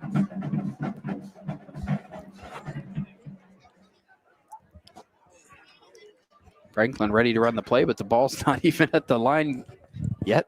Hasn't been set. Now it's been set. And they'll go ahead and snap it here. Doty hands to Connor Johnson. And Connor Johnson hit nearly immediately. And that's going to let the final 5 seconds of this game wear off. And that will conclude tonight's game at Eisenhower High School. The Eisenhower Knights defeat the Franklin Knights 42-13. We'll be back with the Icy Ink post-game show after these messages, and we'll have some final stats and an interview with our Icy Ink player of the game. You're watching high school football on the YDL Sports Network. For all your automotive needs, look no further than the Warren Tire Center. From new tires to tire repairs, PA state inspections, wheel alignments, and auto detailing, there's so much more that we can do for you, and there's no reason to go anywhere but the Warren Tire Center in Warren, Pennsylvania. With over 40 years of serving the Warren and surrounding communities, it's always been a great day at the Warren Tire Center. We offer same-day service and walk-ins are welcome. Open Monday through Friday from 7:30 a.m. to 5 p.m., the Warren Tire Center can be reached at 814-723-8050. When most places start preparing for a long winter's nap, we start living our best life. The mountainsides burning with color ignite something inside that now is the time to embrace what's around us. Warren County, Pennsylvania really is paradise, as we are surrounded with beautiful places and smiling faces. Warren County, Pennsylvania. Find your adventure, find your peace. Founded in 1978 and headquartered in Warren, Pennsylvania General Energy has become a leading oil and natural gas producer in the Appalachian Basin.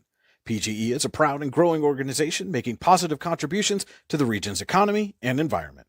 We are equally proud of our commitment to safety and environmental programs. PGE is a strong, family-oriented company that believes in giving back to the communities in which we live, work, and play. PGE, producing the energy we need, protecting the environment we treasure. Looking for affordable auto, home, and life insurance? Look no further than Allstate Insurance, the David Jones Agency in Clarion and Meadville. At the David Jones Agency, you get personalized attention from someone who lives where you do. The David Jones Agency meets you where you are. They are available during regular business hours Monday through Friday at their office, via appointment at the office after hours, or remotely. The David Jones Agency also offers investment opportunities, including annuities and IRAs. The David Jones Agency can be reached in Clarion at 814-223-4000 and in Meadville at 814-337-5107. Excellence, teamwork, responsibility. Those are the foundations on which Phoenix Sintered Metals in Brockway is built. Phoenix is a Verischetti family-owned powder metal manufacturer committed to being an industry leader through excellence, innovation, and continuous improvement. Phoenix emphasizes employee teamwork as well as responsibility to the community. Like any team striving to be the best it can be, it knows that hard work and perseverance pay off. Whether retirement is just around the corner or years away, John Bongiovanni, Lucas Slazak, and Adam Jack of Generational Wealth Management in Erie and Bradford are here for you. John, a Forbes-recognized best-in-state wealth advisor, Lucas and Adam provide customized investment advisory solutions and retirement planning services. Generational Wealth Management offers world-class investment services and internationally recognized insurance products from Northwestern Mutual, an industry leader. The Generational Wealth Management team provides a high level of expertise and service to their professional and business clients. Contact the Erie office at 814-651-0838 or the Bradford office at 814-368-4065 or check them out online at gwm.nm.com. If you're ready to buy or sell your home, then stop in at 4234 Market Street to let one of the agents at Howard Hanna Professionals help. Our friendly and knowledgeable agents can help you find the key to your dream home. Looking for a new career? Howard Hanna Professionals can help there too. Howard Hanna Professionals will assist new and experienced agents with the startup fees for an exciting career in real estate. Call Katrina Laurie at 814-726-2000 for more information. Make 2025 the year you take the next step in your career with the Clinical Medical Assistant Program or Professional Development Seminars at the Warren Forest High Ed Council. Learn how to make college affordable at the Financial Aid Seminar or grow your personal skill set with Fall Country Brunch and Event Planning Made Easy classes. Go to high-ed.org or call 814-723-3222 to register. The Warren Forest High Ed Council, your access to lifelong learning. And welcome back to Eisenhower High School, where the Eisenhower Knights have just defeated the Franklin Knights 42-13 on homecoming night at Eisenhower High School. This is the Allegheny Grill of Fox, or rather, I'm sorry, I'm about an hour behind. This is the Icy Ink post-game show. For all your screen printing and embroidery needs, call Icy Ink at 814-688-0034 or visit them at icyink.com. Let's meet, drink coffee, and design some cool shirts. Be cool, wear icy. We'll start tonight with your Hunter Station Golf Club scoring summary. Score a great round of golf at Hunter Station Golf Club just outside of Tionesta, hunterstation.com. Scoring started in the opening quarter with Caden Mincer scoring on a 46-yard touchdown run that made it 7-0 Knights with 9:32 left in the first quarter.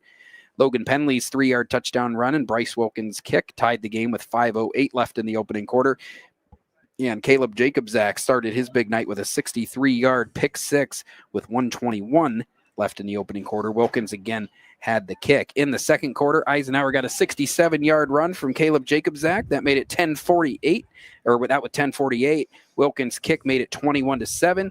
Caleb Jacobzak threw a 25-yard touchdown pass to Gavin Lindemuth with 1:35 remaining in the second quarter. That made it 28-7. Jacobzak again with a 31-yard touchdown run. That in the third quarter with 4:08 remaining. That made it 35-7. Penley had put the game into mercy rule land with a 15-yard run with 8:34 remaining. And Franklin scored the final points of the night with Mincer having a 5-yard touchdown run with 3:58 to go. So real quick here, before we get into the final stats in the scoreboard, we're going to squeeze in one quick commercial break, and we'll be back with our interview with the Icy Ink player of the game. You're listening to the Allegheny Grill of Foxburg halftime show on your daily local in the YDL Sports Network. Whether retirement is just around the corner or years away, John Bongiovanni, Lucas Slazak, and Adam Jack of Generational Wealth Management in Erie and Bradford are here for you. John, a Forbes-recognized best-in-state wealth advisor, Lucas and Adam provide customized investment advisory solutions and retirement planning services. Generational Wealth Management offers world-class investment services and internationally recognized insurance products from Northwestern Mutual, an industry leader. The Generational Wealth Management team provides a high level of expertise and service to their professional and business clients. Contact the Erie office at 814-651-0838 or the Bradford office at 814-368-4065 or check them out online at gwm.nm.com. Excellence, teamwork, responsibility. Those are the foundations on which Phoenix Sintered Metals in Brockway is built. Phoenix is a Verischetti family-owned powder metal manufacturer committed to being an industry leader through excellence, innovation, and continuous improvement. Phoenix emphasizes employee teamwork as well as responsibility to the community. Like any team striving to be the best it can be, it knows that hard work and perseverance pay off. And we're back here at Eisenhower High School with our ICA player of the game. This week it was an easy decision. Caleb Jacobzak, huge game tonight. Congratulations, bouncing back from last week's loss against Seneca. Obviously, I think we'll skip over the punt late in the fourth quarter. Maybe the only thing that went wrong for you tonight, though. You had a pick six to start it. You had a couple touchdown runs, a touchdown pass. Just a huge night all around. Franklin came out, kind of punched you guys in the nose in the first 2.5 minutes. And what did you guys need to do in order to kind of switch things up and take over the way you did the rest of the way? We just had to keep our heads down the whole time. We talked with each other, stuff happens. You just got to make up for it in the biggest moments. Yeah, absolutely. And that's something you did tonight. Basically scored every way, but without a special teams touchdown. What was working for you tonight and allowed you to have such a big game and put you guys on to your 6th win of the season? Coach Penley's game plan, and the guys up front put in good work this week. I'm going to give the credit to the guys up front. Yeah, definitely. A great job by the line and a great job by yourself. Congratulations on your 2nd Icy Ink player of the game for the season. And good luck next week. Big game against Mercyhurst Prep. Thank you. All right. Thank you, Caleb, for joining us. And I did. Lou wants me to pick on you more about the punt, but we'll just keep that one quiet. We'll take one more short break and return with your final stats and a look at your scoreboard and wrap things up here from Eisenhower High School. You're watching high school football on the YDL Sports Network.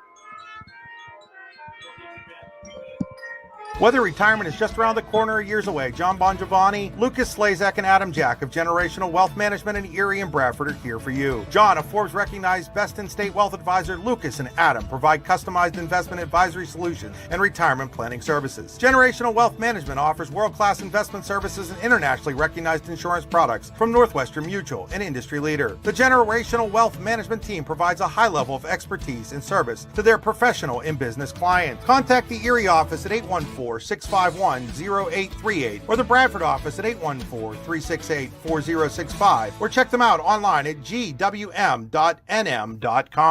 Excellence, teamwork, responsibility. Those are the foundations on which Phoenix Sintered Metals in Brockway is built. Phoenix is a Verischetti family-owned powder metal manufacturer committed to being an industry leader through excellence, innovation, and continuous improvement. Phoenix emphasizes employee teamwork as well as responsibility to the community. Like any team striving to be the best it can be, it knows that hard work and perseverance pay off. Back here at Eisenhower High School, we're going to let the band show finish up the night, and then we'll finish up our show and get off the air here.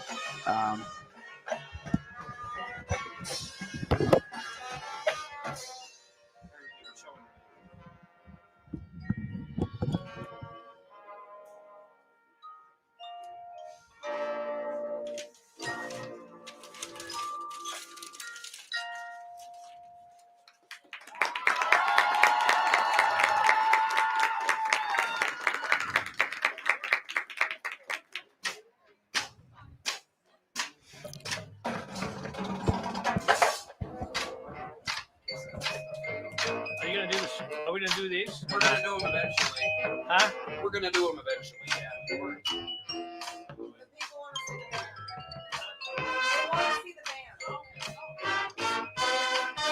I like to do that.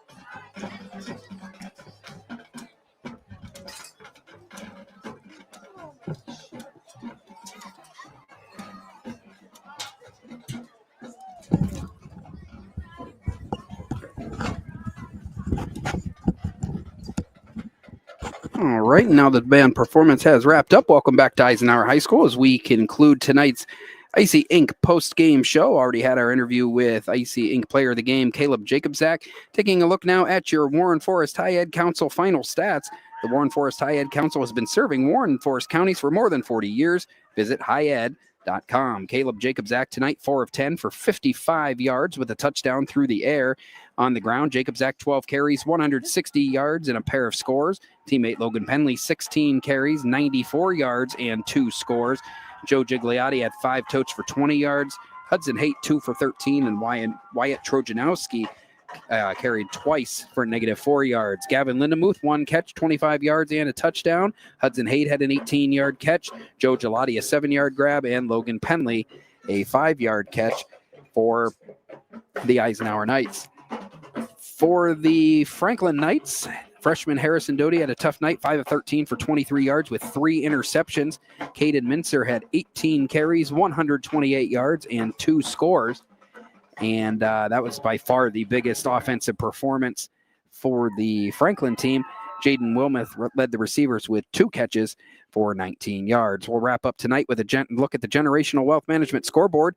World-class investment services and internationally recognized insurance products from Northwestern Mutual, an industry leader. Find out more at gwm.nm.com. Lou, what's going on around D9 and D10 tonight? There we go. Turn your mic back on. Yeah, that would help. I got a big ouch in the first game here. I'm going to give you Central Clarion 86, Bradford 0. It was Carn City 56, Brockway 20 in the fourth quarter. DuBois is a final over Brookville 45-0. Cameron County leads Bucktail in the fourth quarter 35-6. Clearfield over Somerset 35-14 in the fourth quarter. Kane shut out Cowdy 54-0. Juniata Valley 20, Kerwinsville 8 in the fourth quarter. Ridgeway leads Keystone 33-27 in the fourth. Punxsutawney leads St. Mary's 24-14 in the fourth. Red Bank Valley shutting out Brashear 36-0 in the fourth. Union AC Valley shut out Smethport 63-0. That's a final. In District 10, Benedictine, Ohio defeated Cathedral Prep 19-13. Maplewood it's a halftime score, but I'm sure it's close to the end. But the last score that we do have is Maplewood 12, Cambridge Springs 10. Sharon leads Conneaut 20-7. Corey leads Fairview 14-3 late. Farrell is 46-0 over Sharpsville. General McLean 35-6 over Meadville. Fort LaBeouf 21, Harbor Creek 7. Mercyhurst Prep shutting out Iroquois 34-0. Lucas, Ohio, and Reynolds were tied 7-7 late in the third quarter. Austintown Fitch from Ohio leads McDowell 21-12 in the fourth. Greenville leading Sagertown 36-0. Seneca leads Northwestern 21-14 late in the third. Slippery Rock and Titusville. Titusville leads that 8-6. St. Francis from New York defeated Erie 46-6. Oil City defeated Warren 61-7.